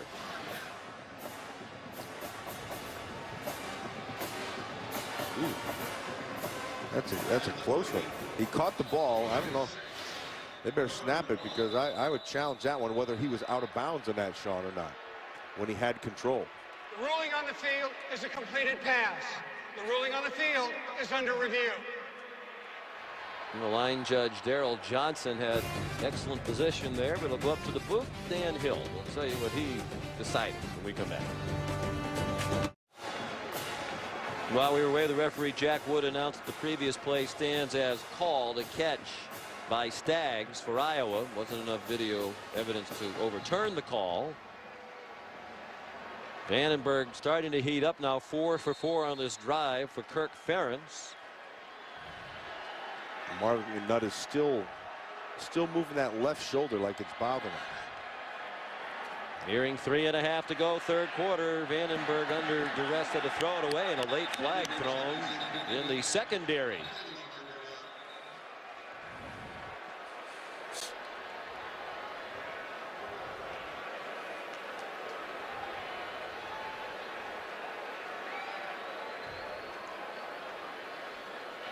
Holding, defense, number 28. Foul was against an eligible receiver. 10 yards from the previous spot and an automatic 1st down. So Travis Lewis on Fedorowicz right there, and that, yeah, I would say that's a hold. Great look at it. Our outstanding crew, led by our producer Bo Garrett, our director Mike Roig. Outstanding group of technicians and production folks, and we've been privileged to work all season long. Kanzeri out to the 21-yard line. Gain of 3. Here's Heather Cox. Sean, Marvin McKnight's tough night's been compounded by injuries. The first play of the game, he came off holding his wrist, now bothered by that shoulder injury you guys have been talking about. The medical staff tested his strength and cleared him to return, but he's still been shaking it. During the break, he tried to raise it above his head. He hasn't yet been able to do that, and you'll notice they haven't gone to him since he injured that shoulder. Seems frustrated. You have to think those records might be in his mind. We asked about it yesterday, and like all players, you ask about stuff like that, he just kind of shrugged it off. I actually had a funny answer. He said, I thought I had all the records already. But he didn't deliver that in As immodest a way as it sounds, Jordan Canzeri, a good run down to the 15-yard line. He's up to 59 yards rushing, but it's taken 19 carries to do it. 3rd down and 1. Big 3rd down here for Iowa. 2.5 minutes to go, 3rd quarter. They need to put it in the end zone. You know, Sean, remember at the beginning of the game in the 1st quarter when they went for it down inside, and you asked me about that. And that's one of the reasons why I think you had to put points on the board right there instead of going for it.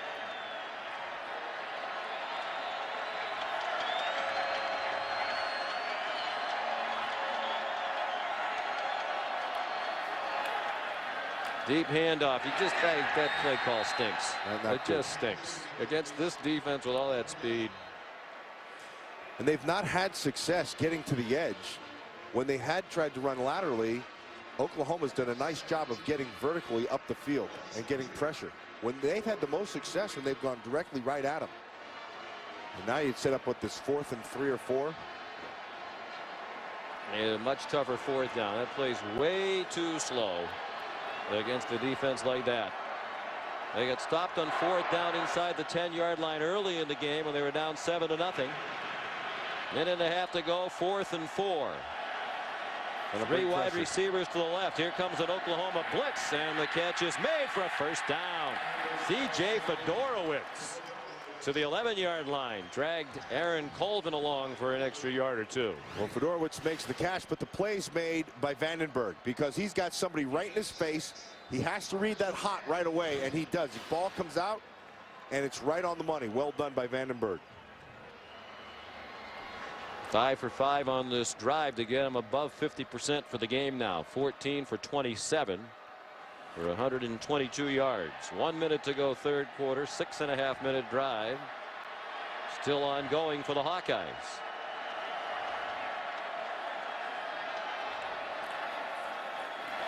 Canzeri. That's what you're talking about, Matt. They've had much better success with those quick hitting runs. Yeah, they have. Than those slow looping runs to the corner. And what Canzeri does in that read, it's inside, and you're looking. You're not necessarily following your running your lineman. What you're doing is you're watching the linebackers. If they flow fast, you cut behind it, and that's what he's had success with here. And that's really to his strength. He has a little bit of inside quickness. They're marching, but they've used a lot of time. Final seconds of the 3rd quarter. Vandenberg throws to the goal line, caught by McNutt short of the goal line, but he does have a 1st down. Demontre Hurst pushed him out of bounds. 1st and goal, Iowa from inside the 1. Now he put a little mustard on this one. McNutt comes down with the catch. That's, I don't know. He didn't. The ball never broke the plane. Nope, and he did have possession. 3 catches for McNutt, 1 away from tying the single season Iowa record of 82 held by Kevin Casper. The end of the 3rd quarter. Oklahoma leading 21-0, but Iowa is at the goal line. Today is the day. It's the day that I have always dreamed of.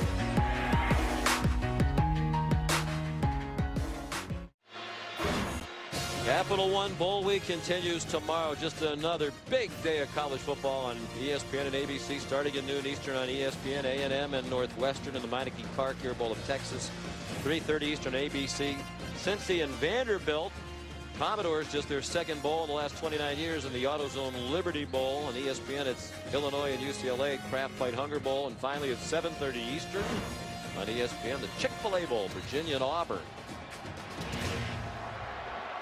Auburn trying to avoid being the first defending national champ with 6 or more losses since Ohio State. There's Vandenberg on 1st and goal with flags down. Did not get in. That was back in 1943, by the way. The last defending national champ that lost 6 games. James Ferentz, the center, lost his helmet. Snap. False start. Left guard. 5-yard penalty. Remains 1st down. Well, that's the killer. You're 1 foot from a touchdown. Now you're 5.5 yards. Matt Tobin, junior left guard, walk on. out of Worthington, Iowa, guilty of the infraction. First penalty of the half against the Hawkeyes.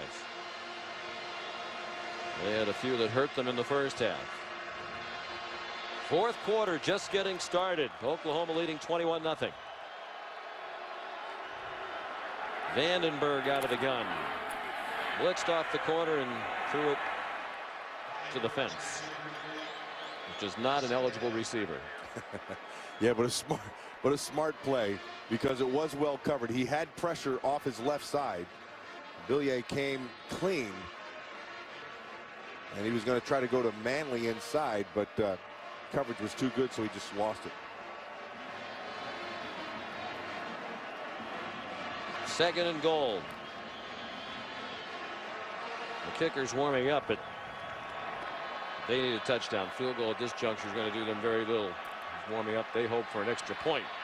Vandenberg retreating. Throws back into the crowd and got away with it. Touchdown, Fedorowicz. You said it right, Sean. He got away with it. And that's one of those throws. A lot of times this thing gets picked when you throw back. Starts off to his left, and coverage was there. Took it away. He redirects and come back to the other side, and Fedorowicz sits down. Gets the catch. Third touchdown catch of the year for Fedorowicz. First touchdown of the night for Vandenberg. His 24th touchdown pass of the year. If it stands, they're going to review it. That's a catch. Yeah, not even close. You know, we It'll be a said very short review for Dan Hill, because you don't need much more than that. we said about Vandenberg, and again, he's a flow guy, right? He's into the flow right now. And Sean, in the end of that third quarter, into that throw, he's been dead on, and it's changed their offense completely. Really a microcosm of his season and theirs as a team. Very inconsistent. Flashes of really good things. Other times where they haven't played well. And when he hasn't played well, drive took nearly 8 minutes. 7 minutes, 56 seconds. The ruling is confirmed. Touchdown. 16 plays to go 75 yards, 6 yards the touchdown pass. Vandenberg to Fedorowicz. Vandenberg 7 of 8 on the drive. So it's a game with nearly the full fourth quarter to go. Mike Meyer, the extra point. 21-7 as we get a Sports Center right now from Reese Davis. All right, Sean, and we'll start in the NFL, where Tom Brady is listed as probable for the Patriots game against the Bills on Sunday. Brady's still nursing that ailing left shoulder, which apparently did limit him somewhat during practice today, but he did practice. Dustin Garrison of West Virginia suffered a torn ACL and MCL during practice for the Mountaineers today and will miss the Discover Orange Bowl against Clemson. You can see the game on ESPN. SportsCenter's coming after the game. Tom Brady will play. I'm sure Giselle right now probably got the ice bag on his left shoulder there, or the heat pad, whatever is the right thing to do. She's probably whipped up a little chicken soup for him tonight, and Brady will be ready to go. He'll be ready to play. He's a competitor. Always has been. He's going to answer the bell. And he'll probably break Dan Marino's record. And you know what? He could actually win the whole thing. He could win that whole passing title. It's conceivable that that could happen this weekend.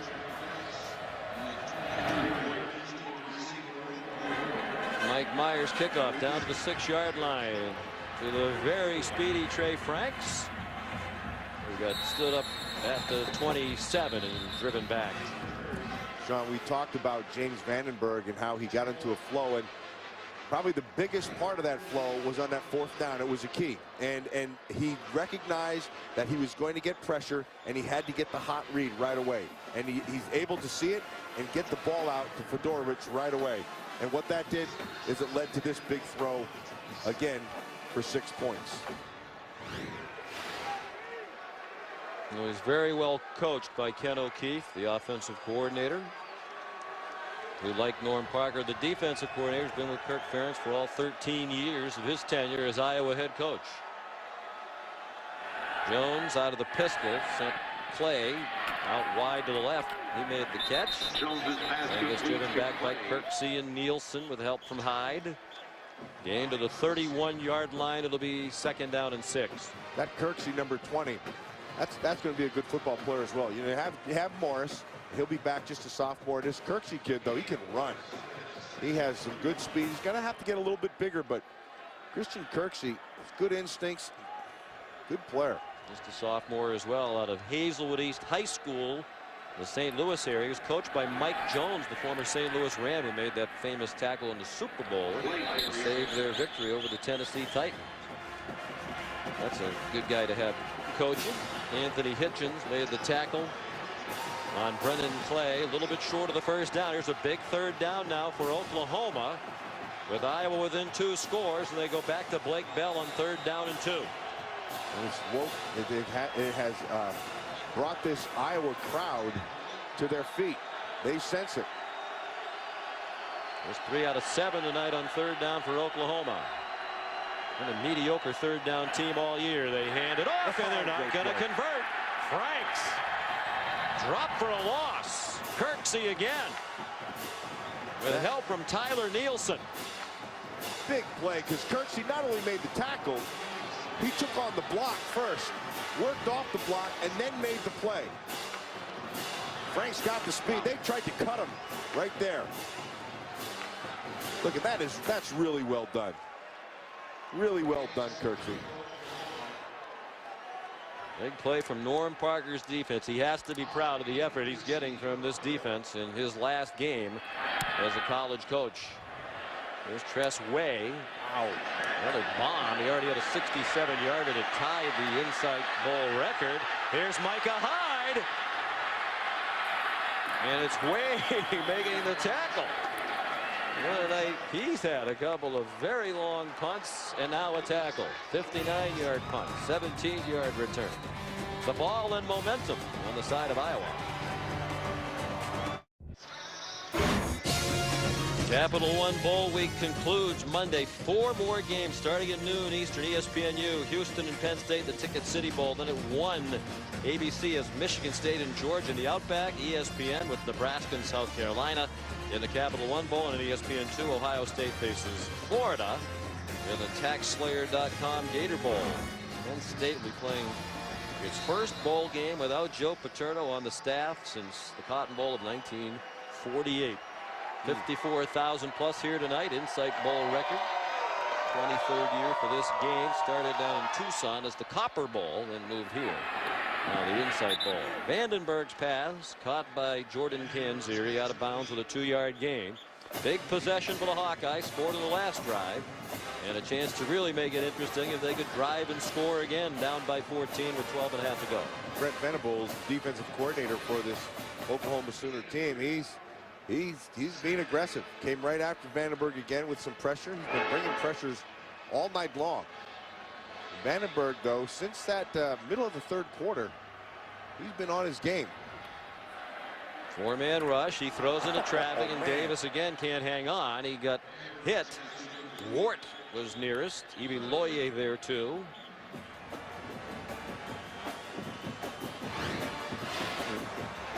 That's a small window, and it's right in his hands.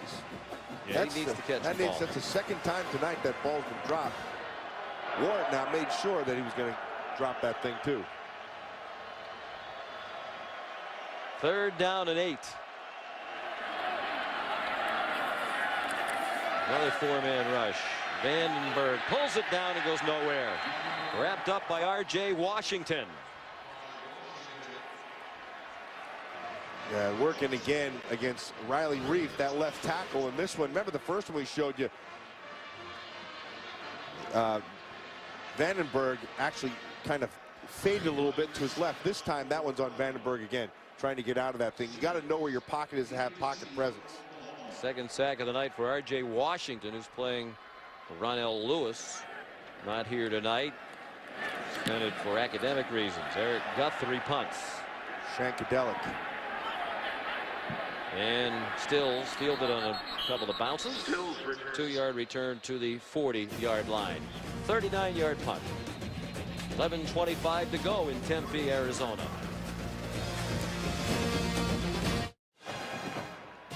ESPN College Football, the Insight Bowl, is brought to you by Insight, a proven provider of game-changing technology solutions for your business. The GMC Sierra. Now during the GMC holiday event, trade up to the best Sierra ever and get some of the best offers of the year. And the Capital One Venture Card. What's in your wallet?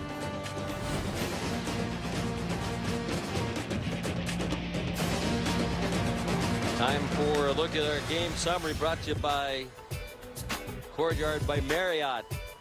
Oklahoma leading 21-7, despite the fact they have just 198 yards of offense. Iowa's had to punt 6 times in 10 possessions. Well-played game by both defenses. 200 yards of offense for Iowa, 198 for Oklahoma. For the lead for Landry Jones. He wants to go deep. Checks it down to Stills. Is it a catch? No, couldn't hang on.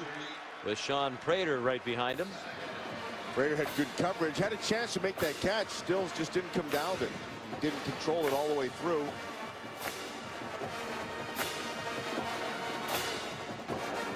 Right there, Prater stayed with it all the way. But that's again, Stills is a good enough player. He's got to make that catch. He's had a chance tonight to make a couple big plays. So talented, 61 catches last year. Freshman All-American Trey Miller just across the 40. Key 3rd down and 6 upcoming after we check in with Heather Cox. Well, Sean, another injury to an already depleted receiving group. It now appears that Trey Frank's night is finished. Oklahoma doesn't give out injury information, but I can tell you that after getting hit across the middle on the last possession, he came off the field straight to the bench. The medical staff retaped both ankles, but spent a lot more time looking at his head and talking to him. He since then has put a towel over his head, looks very emotional. All of his teammates coming and flapping him on the back. He appears to be finished for the night, guys. And Kenny Stills just limped off too. 3rd down and 6. Jones throws far side, dropped by Trent Rattery. I don't know if he would have had the 1st down anyway. He was going to have to do some running after the catch. But they're dropping like flies in that receiving core. Stills limped off. Franks is out.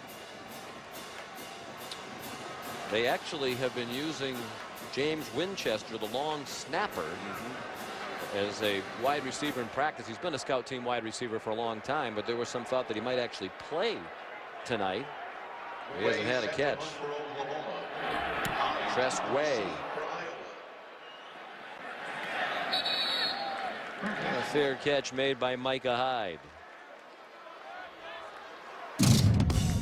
The only previous meeting between these two teams, September 15th, 1979. Billy Sims, Heisman Trophy winner, 106 yards and a touchdown. Iowa's defense forced 3 fumbles to keep it close.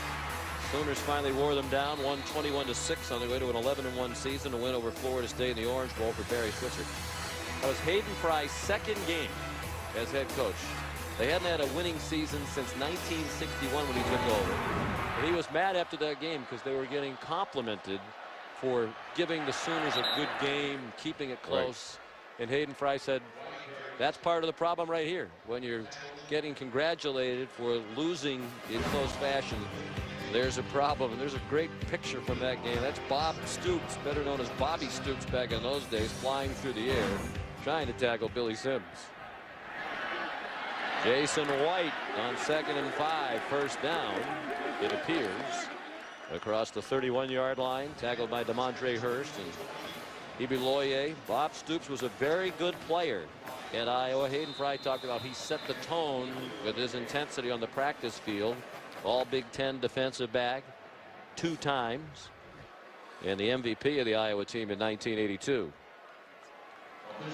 And he brought that same kind of intensity to this football team. And that's you know, that's what we were talking about a little bit earlier about, you know, guys, some of the guys leaving and not wanting to be there. And Bob Stoops' attitude, I love that attitude. And it's the way it should be for a football team. You don't want to be here, leave. Just move on. And you can do that at Oklahoma because of the way they recruit. They are like a lot of the best programs in the country. They almost select more than recruit. And some of the kids that are leaving are good. They're good football players. But if you're not, they'll get some more good ones. And if you're not the right fit, then then it's time to move on. We mentioned he interviewed for the Iowa job at his alma mater, same time Kirk Ferentz did. Vandenberg throws, caught, McNutt out of bounds. And it's a first down. 13-yard gain.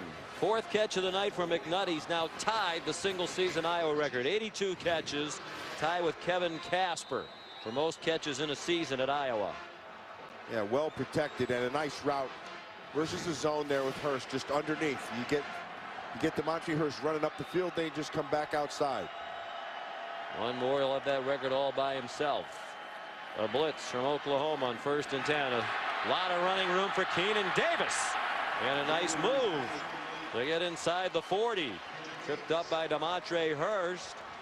37-yard line is where they'll mark it. 18 yards, and the Hawkeyes are on the move, trying to make it a 1-score game. And going to the hurry up. And I like that. It's worked well for them in that rousing comeback against Pittsburgh. Oklahoma rushed 4, and the throw's on target. Sliding catch. Cavante Martin-Manley, freshman, with a sliding grab for 21 yards. And here comes Vandenberg. He's awake here in this from the middle of the 3rd quarter on. He's been dead on. He's had a couple of drops, but man, he's seeing the field right now, and the ball's coming out nice. Iowa trying to make a game of it from the 16. Pump fake and a wobbly pass thrown up for grabs, and is it intercepted? No. Ruled incomplete. Broken up by Jamel Fleming. Jefferson dove. He thought he caught it. Keenan Davis, the intended receiver. And Jefferson's telling the sideline he caught it. Ooh, it's all the way underneath in his stomach. Let's see if he... No, that's not a catch. That's a good call. That's a good call. Nice job by the officials. They're going to stop it. The crowd, the Oklahoma fans, anxious for a replay, but they didn't see on the big screen here in the stadium the most recent replay that you just saw at home. I wonder if Bob Stoops called this to request the review. Challenge it. Ruling on the previous play was incomplete. The ruling is under review. Well, they're going to see what we just saw, and good, nicely officiated. It's been a wonderfully officiated game by Jack Wood and his crew, and a good job up in the replay booth as well. Works around and then he repossesses. After the replay review, the call on the field was confirmed. Incomplete pass and not a diving interception for Tony Jefferson.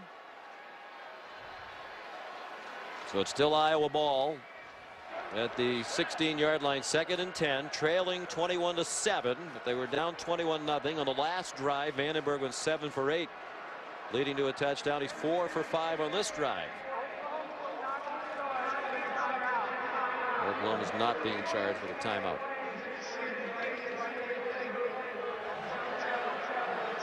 Jack Wood saying it was initiated from the replay booth, therefore no challenge and no timeout charge to Oklahoma. You know, Sean, last time they were down in this situation, Oklahoma came with some pressure. Brent Venables, the defensive coordinator, dialed up a couple blitzes and trusted his corners outside to coverage. Let's see if they don't do that again. Vandenberg in the gun. Cavante Martin-Manley, the motion man.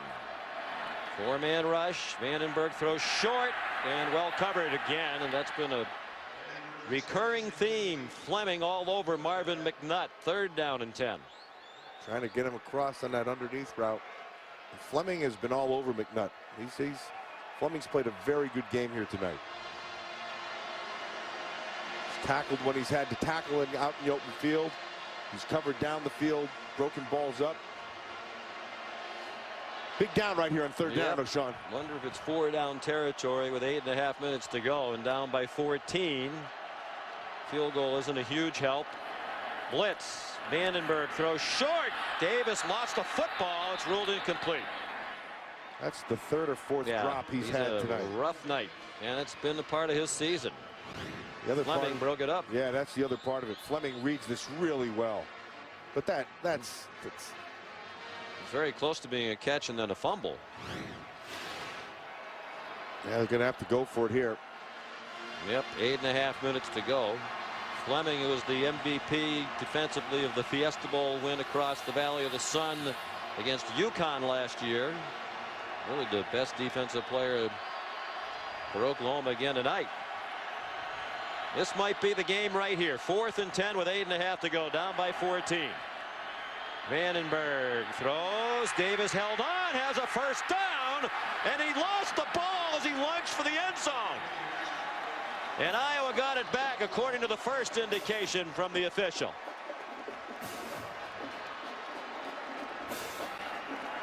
And then Fleming gets up wanting a piece of one of the Hawkeyes. It is Iowa ball. Boy, Keenan Davis, even when he makes a good play, he almost turns it into a bad one. Well, Keenan Davis comes back underneath there, just playing his zone, and he just does a fantastic job. Great effort. And that ball did come out, like you said, Sean. And he got it back. He got it back. Was a fumble, though. He was in the air when that ball came out. 14-yard gain. Huge 4th down conversion. 1st and goal from the 2.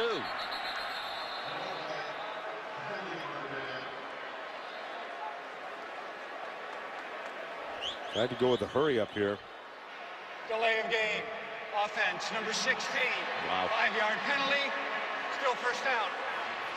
They've made it very hard on themselves tonight. Trying to get back in the game. Despite continuing issue with drop passes and penalties. Remember when they had 1st and goal at the 1. They got a false start penalty to put them back outside the 5-yard line. Now at the 7. Jordan Canzeri stopped for a loss of 2. Jamarcus McFarland, the defensive tackle, junior from Lufkin, Texas, with a nice play. McFarland's been controlling the inside there pretty well. Every time they've tried to get that outside, they've been getting big push up inside. McFarland has generally been that guy.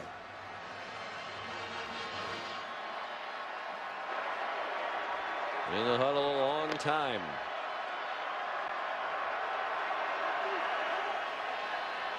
See if they don't bring pressure here on 2nd. Vandenberg under center. 2nd and goal from the 9.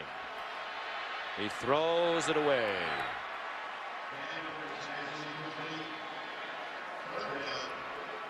Does it seem to you that he has a clock in his head, and if there's a certain point he's going to throw it away even if it looks like he has more time? Yeah, I can't really tell because where he was trying to go right there, Sean, there was no way he was fitting that in. Davis was he was covered all over the place, and to the left side there was coverage, so he just kind of got rid of it. Well, for all the mistakes they've made, they've also a few times tonight come up with some key plays when they've really needed it, like the 4th down conversion a moment ago. Here's a 3rd and goal, 12th play of the drive. 4-man rush, screen, good call. Canzeri walks in. Touchdown. What a play call by Ken O'Keefe, and beautifully executed by the Hawkeyes. Great call. You are dead on. That is a fantastic call. He just uses the aggressiveness of Oklahoma's defense against him. Watch Canzeri down here. So what you're going to do, screens are all about timing and feel. And the timing was perfect, and the feel was even better. First career touchdown for the true freshman from Troy, New York, Jordan Canzeri. Mike Meyer makes it a 7-point game. What a difference by James Vandenberg here in the 2nd half, Sean. It's like night and day. He's 9 for 20 passing at the half. Now 23 out of 42. Well, a couple of drops, he'd be better than that. Exactly right. And when he's on, he's dead on. And he has not only with the accuracy, Sean, but his awareness as well. Remember, we had the 4th down, and he was able to, see that the pressure was coming and knew where he had to go with the ball. And then down here in the stretch of the 4th quarter, he's been money. And he's been aided by some excellent play calls. And like you said, there's about 4 drops in there that would make these numbers look even better. Tonight's quarterback spotlight brought to you by Dove Men Plus Care. And tale of two halves for Vandenberg. We mentioned earlier in the year they rallied from 21 down to beat Pittsburgh. Now this is a much better opponent they're playing tonight. And in that game, Vandenberg wound up throwing for 399 yards and 3 touchdown passes in the final 17 minutes of that historic come-from-behind win. This one would be much more improbable if they could finish the job. There are some of the details from their win against Pitt back in mid-September in Iowa City.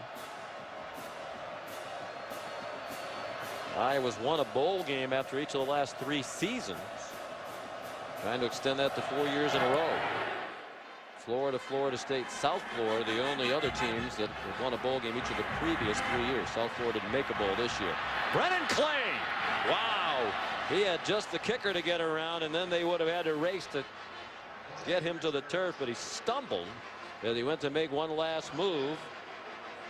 35-yard return by Brennan Clay. Looks like the 35-yard line was the tackler, because he had room. It was well blocked. There's Millard right there, and he kind of faked himself out.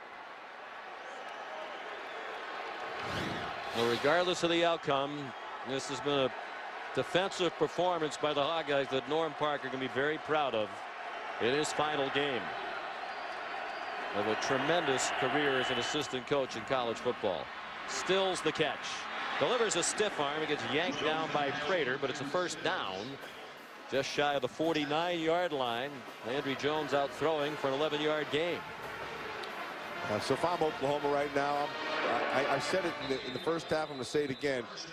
I put the ball in Landry Jones' hands and let him go ahead and preserve this win for you.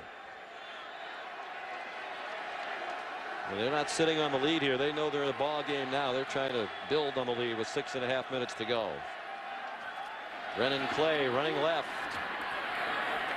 Run down by Tyler Nielsen, but another quality game, about 8.5. With a sophomore from San Diego, he, Stills, and Tony Jefferson all came together from the San Diego area to Norman, Oklahoma. You know, Sean, I think this Oklahoma offense is at its best when they're attacking. And I think when they're trying to push the ball down the field, that's when they play their best football. There's 221 yards of offense for Oklahoma tonight, more than 300 yards under their season average. And there's Clay, stood up. We talk about Norm Parker. I thought one of the best defensive coaching jobs I've ever seen, Matt, was a game you and I did together, the Orange Bowl. Yes. When they played Georgia Tech a couple of years ago, they were the underdog in that game, and he had them totally ready to shut down that Georgia Tech option offense. That triple option, they took it away. Big play right here. And Blake Bell is in for Oklahoma at quarterback on 3rd down and 2, just 3 out of 9 tonight. Only 42% for the year, 51st in the country. Bell has it and more. Big play by the freshman quarterback down to the 36-yard line with 5 minutes to go.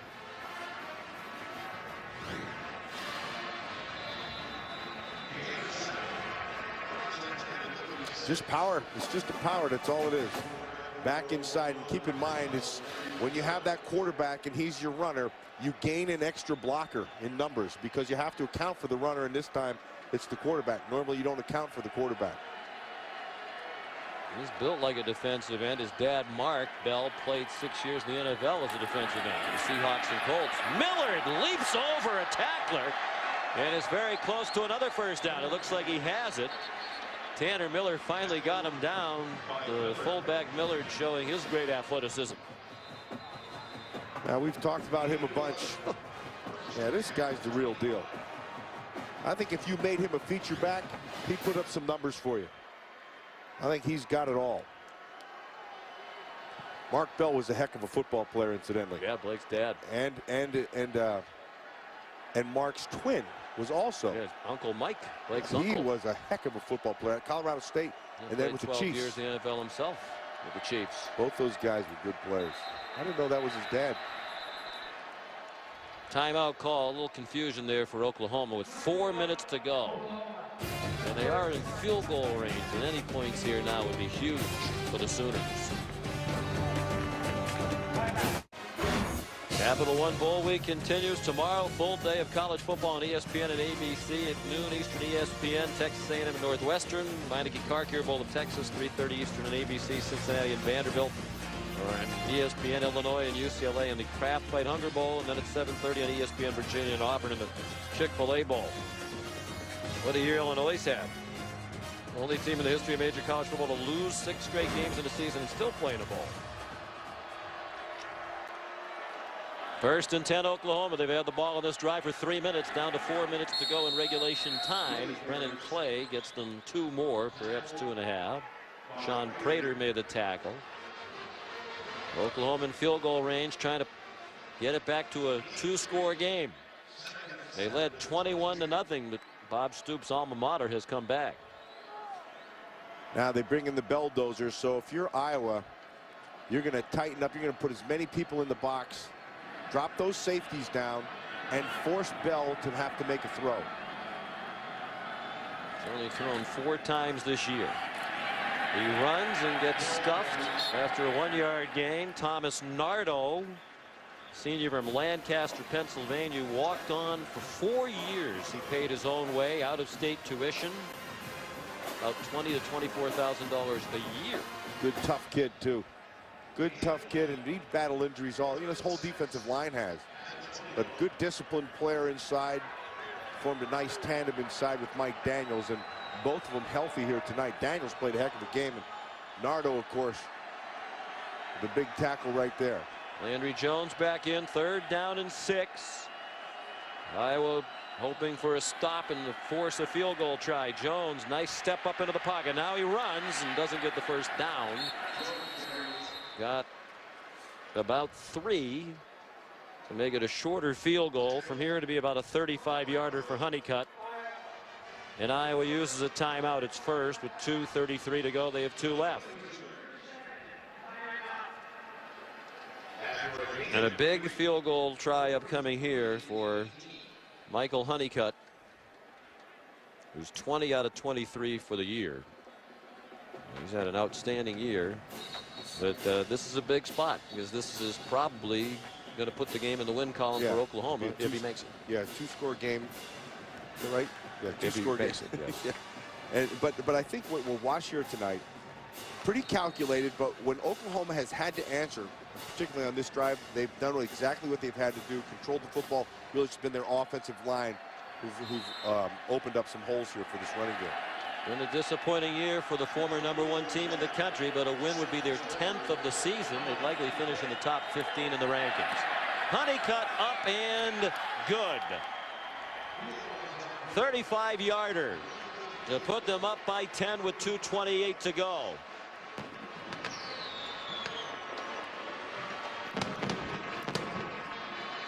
Honeycutt has already set the Oklahoma record for field goals by a freshman, now with 21, adding to his own record.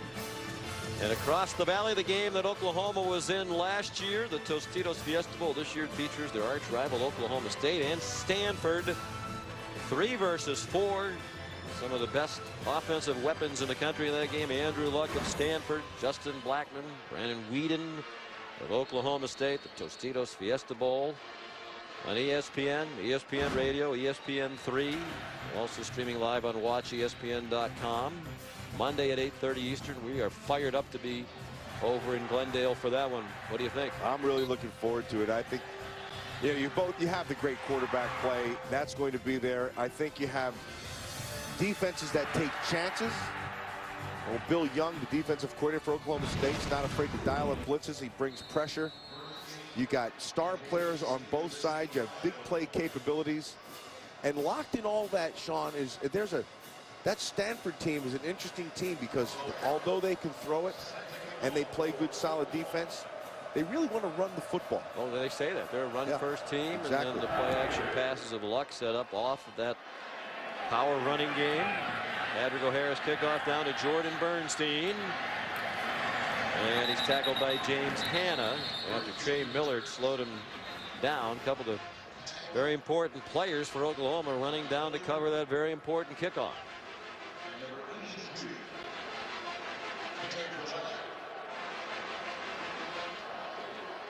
Well, last year, Oklahoma came to the Valley, played in the BCS game in Glendale, the Tostitos Fiesta Bowl, and beat UConn. They're about to go home with another trophy unless this one turns around in a hurry. Delay a game on ESPN.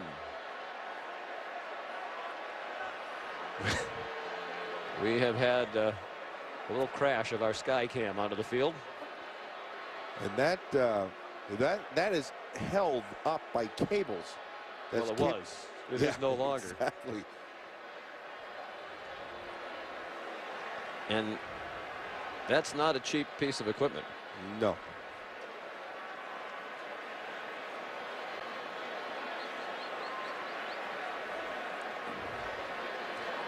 That is the first for me ever. I've never remember seeing this happen, and thank goodness, because it could have landed on somebody. I think it may have hit McNutt there. Yeah, it got him on the bounce, though. I mean, come on. Who hasn't? The wire got tangled up. He was wired on that same shoulder. We can laugh about it now, but that's got to be a little scary. Yeah. Monte Martin-Maley getting out of the way as well. And here comes the cable. Heck, you look up, you might think it's a Soviet satellite falling out of the sky or something.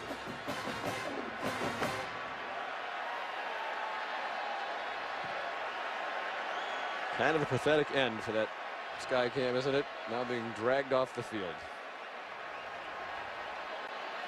He's at the 42. Not great speed. Across the 45 and heading for the sideline. Maybe to stop the clock. Yeah, but this wire right here is still going that way. Yeah, I'm wondering how much, the wire goes. Look out. Now they're afraid on the Iowa. So Phil Parker over there. I'm getting away from this. Actually, he's trying to help. The technician has been happier. Hey, this guy right here, not a happy guy. Well, when the night began, he wasn't really thinking that the sky cam was going to fall on the field. Yeah. Well, luckily, Marvin's all right. I mean, it was already kind of a frustrating night for him as it is. Now, the outcome may no longer be in doubt unless Iowa can really pull off something miraculous. But they might want to get McNutt one more catch or two more catches, because he needs one more to have the single season reception mark at Iowa all by himself. And needs two more to break Darrell Johnson-Koulianos' career mark. McNutt has 172 career catches.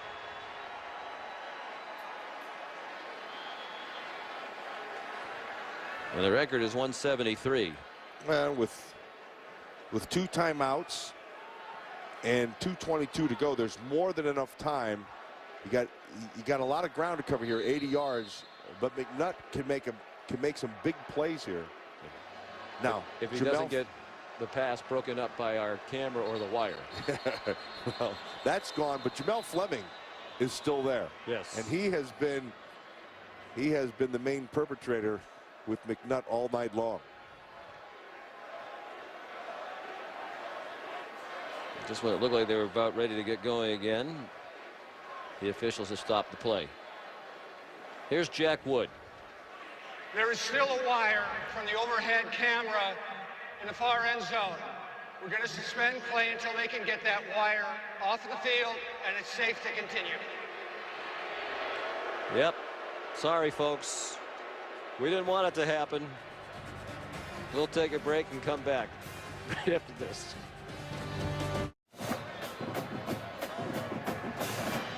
Back in Tempe, Arizona, the first ever Skycam delay at the Insight Bowl gives us time to tell you about tonight's Capital One player of the game, Jamel Fleming. 7 tackles tonight, 5 of them solos. Of course, he had the big interception that set up the first score of the game. And 3 pass breakups. Well, it started early, and he continued all night long. And most of the night, he's been on Marvin McNutt. And McNutt, of course, is the main cog in this passing game. Jamel Fleming, he's been the equal, if not better.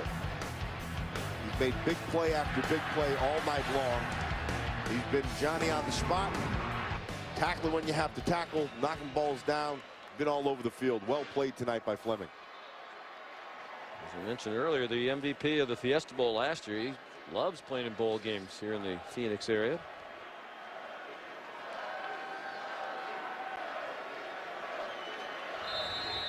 All right, they've cleared the wire now, and Vandenberg and Iowa ready to go from the 21. On the handoff, Jason White playing in his final game for Iowa straight ahead. Tom Wart made the tackle. Iowa will go quickly. 2 timeouts left.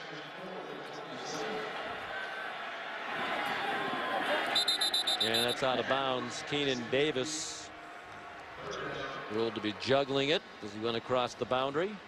Yeah, Fleming was reading that one too. He had a nice break on that ball. Had good anticipation.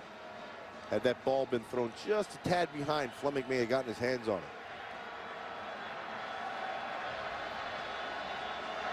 Third and 4, 2:01 to go.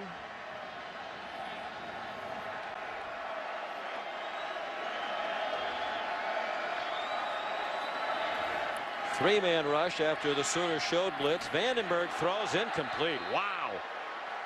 Hurst splattered Martin Manley. We've talked about these corners all night long. We've talked on the one side with Jamel Fleming, but Hurst is just as good a player. You know, this secondary from Oklahoma, they've got some players. Have him inside with Aaron Colvin, another good player, and Von Harris is the other one back there. They've got some good secondary people. Big fourth down here. Yeah, this is it. Iowa doesn't convert. It's definitely over. 4th and 4. Vandenberg flushed, running for his life, and didn't get there. Got to the 30, but was stopped by R.J. Washington and Tom Ward. Washington's had a really nice game. And it's a turnover on downs. Oklahoma will take it over at the 30-yard line. And a frustrating and disappointing year for the Sooners is going to end with a win. And Vandenberg is slow to get up. He made a great effort to try to get to that first down marker, but came up a little bit short.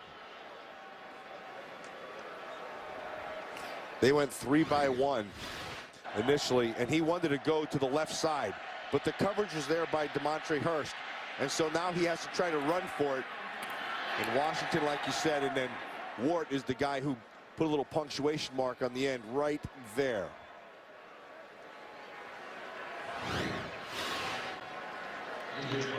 Let's check in with Heather Cox.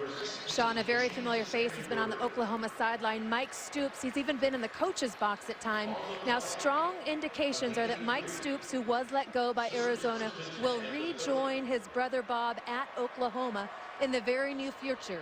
Now, talk is that Brent Venables would stay on and become co-defensive coordinator with Mike. This in a year when Oklahoma's defense has come under fire, giving up more yards this season since Venables took control in 2004. And Sean, Venables has gone on record saying he would be open to Mike Stoops' return. Keep your eyes and ears posted for a possible announcement in the coming days. Okay, Heather, been a lot of speculation about that ever since Mike Stoops was relieved as head coach down the road at the University of Arizona in the middle of the year. Sports Center coming up right after the game as Blake Bell carried for a couple of yards. For live post-game coverage of the Insight Bowl Trophy Award Ceremony, join us on ESPN3.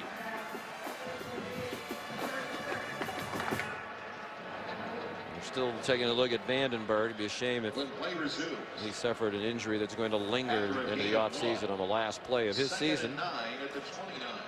And Sean, our good friend and great coach in his last game, Norm Parker. Yeah. He said he wouldn't be emotional. There's Norm. You know he's proud of the effort tonight. 70 years old. Has battled diabetes for a long time. He had a lower leg amputated last season. Began coaching in 1965, St. John's High School in Ypsilanti, Michigan. He told us yesterday those games were as fun, as intense, as nerve-wracking as any of the big games he coached in college. Long time at Michigan State with George Perlis. And a trusted aide to Kirk Ferentz throughout his entire time.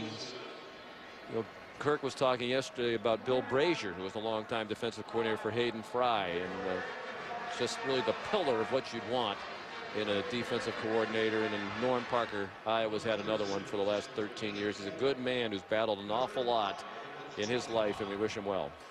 And you know, the one thing about Norm is it was always a common sense approach, and he always had a great way of getting what he wanted done across to his players, because it never really matters what the coach knows. It matters what your players know, and he's done a great job his whole career of being able to express and communicate exactly what he wants done, and then he usually gets it done. Never about him. No hint of an ego. Didn't want today to be about him. He said many times he couldn't retire because his wife doesn't want him to be home. But he said yesterday he knew that it was time to go. At age 70, with the health issues that he's battled, he just doesn't feel like he can give the Iowa program the 100% that it requires and has a right to expect. So he's going to head off into retirement, and here's wishing him a very happy and healthy retirement, because he's one of the truly nice people we've met. Yep, one of the good guys in all of football. Here comes the Gatorade bucket for Iowa grad Bob Stoops. He said it was a disappointing year. Said he wasn't sure if the #1 ranking at the beginning was too high. We had a very young team, so he's optimistic about next year, particularly if Landry Jones comes back. Obviously, it would help. If not, Blake Bell will battle Drew Allen for the quarterback job. But they won't have Ryan Broyles. They'll have Whaley coming back off injury at running back. Jazz Reynolds' future is unknown. With that kidney. Yes. That's a talented kid, too. He's a big play capability. It's Jay Norvell in the background, another Iowa grad. They have Bruce Kittle on the Oklahoma staff, who is an offensive tackle at Iowa. And they've had some terrific players back in those years, and what a coaching staff. Kirk Ferentz was, as you see, very young assistant to Hayden Fry. Spent 9 years as the O-line coach. Barry Alvarez, Dan McCarney, Bob Stoops, Bill Snyder. You're going to win some games with that group. They turn that whole Iowa program around. There's Bell into the end zone. Putting the finishing touches on a remarkable last 6 or 7 games of the season for Blake Bell. Starting in Kansas State when they unveiled that Belldozer package, and he hasn't stopped running into the end zone ever since. His 3rd rushing touchdown of the night. He scored 4 in their loss at Baylor. Same power football.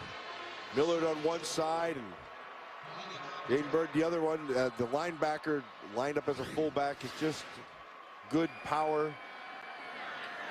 Beat you with numbers. The extra point up and good by Honeycutt. Well, that makes it a 17-point margin. Oklahoma was about a 2-touchdown favorite coming in. 45 seconds to go. 31-14, and looks like Stoops might have seen them coming. Yes. Coach Stoops got to know this thing's going to happen here sooner or later, and you got to know right now he's thinking, where is that thing? Well, he said, we talked with him the other day. Yeah, it's a disappointment. We expect to win the Big 12 title. Whoa, good move. Stoopsy gets away with it.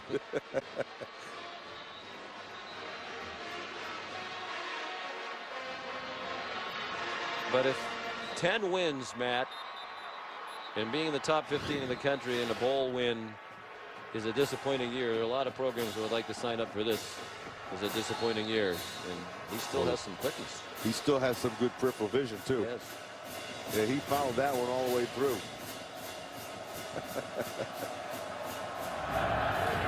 Well, interesting to see what happens now in the coming years, because Oklahoma State doesn't look like it is going away anytime soon. That really has become a battle to see which is the best team in the state of Oklahoma. Damon Bullock, the return for the 25-yard line. Head coach Mike Gundy at Oklahoma State. And they've been recruiting very well, and his brother here. Mikhail Gundy's on the Oklahoma staff. Yeah, exactly. Well, they're going to go to John Winkie, the backup quarterback, after Vandenberg was shook up on the last play. Junior Winkie.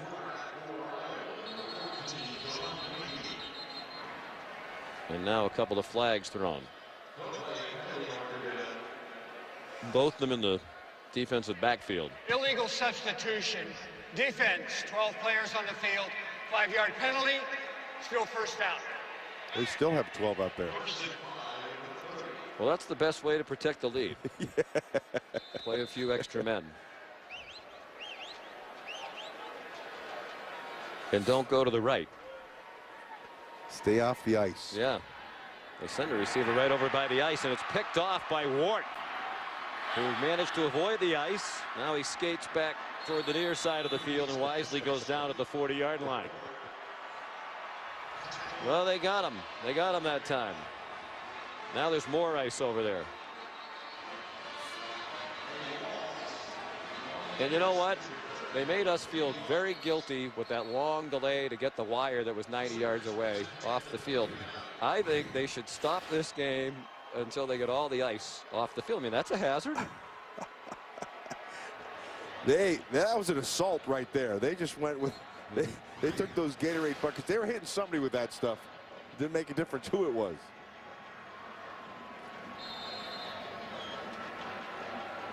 Iowa's season is going to end at 7-6 after winning a bowl game after each of the previous 3 years. That streak comes to an end. Landry Jones with the final play of the game. You wonder if it's his final play as a Sooner. That'll be a big storyline in Sooner Nation in the coming weeks. Long-time pals, Parents and Stoops share one last word. Larry Jones will have a decision to make, but I think he might be better off coming back. I would agree with you. 3 straight bowl wins now for Oklahoma, and they finish the year at 10-3. Here's Heather Cox. Sean, thanks so much. Coach, congratulations. 10 wins, a probable top 15 ranking, but you were the first to admit this has been an emotional and challenging season. Because of that, how much more meaningful is tonight's win? Well, it's great to end this way for the seniors. It gives you momentum into the offseason for the guys coming back. Yeah, you know, and winning 10 games isn't easy. There's not a bunch of people that always do it. So anyway, it was fun also to, not fun, but to beat my alma mater is a little special too. Indeed. In fact, you were just saying congratulations to my fellow Hawkeyes on a great season as you were congratulating some Iowa players. How does it change the complexion because you went to Iowa, because you've known Kirk Ferentz for over 30 years? Well, and so many people. I was there 10 years. My brothers all went to school there, played there. So our family's very close with many, many people there. And I've always been very grateful and thankful for my opportunities there. And I know I'm not the head coach at Oklahoma.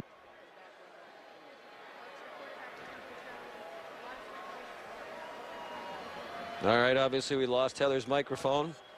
Apparently the cable was attached to the Skycam.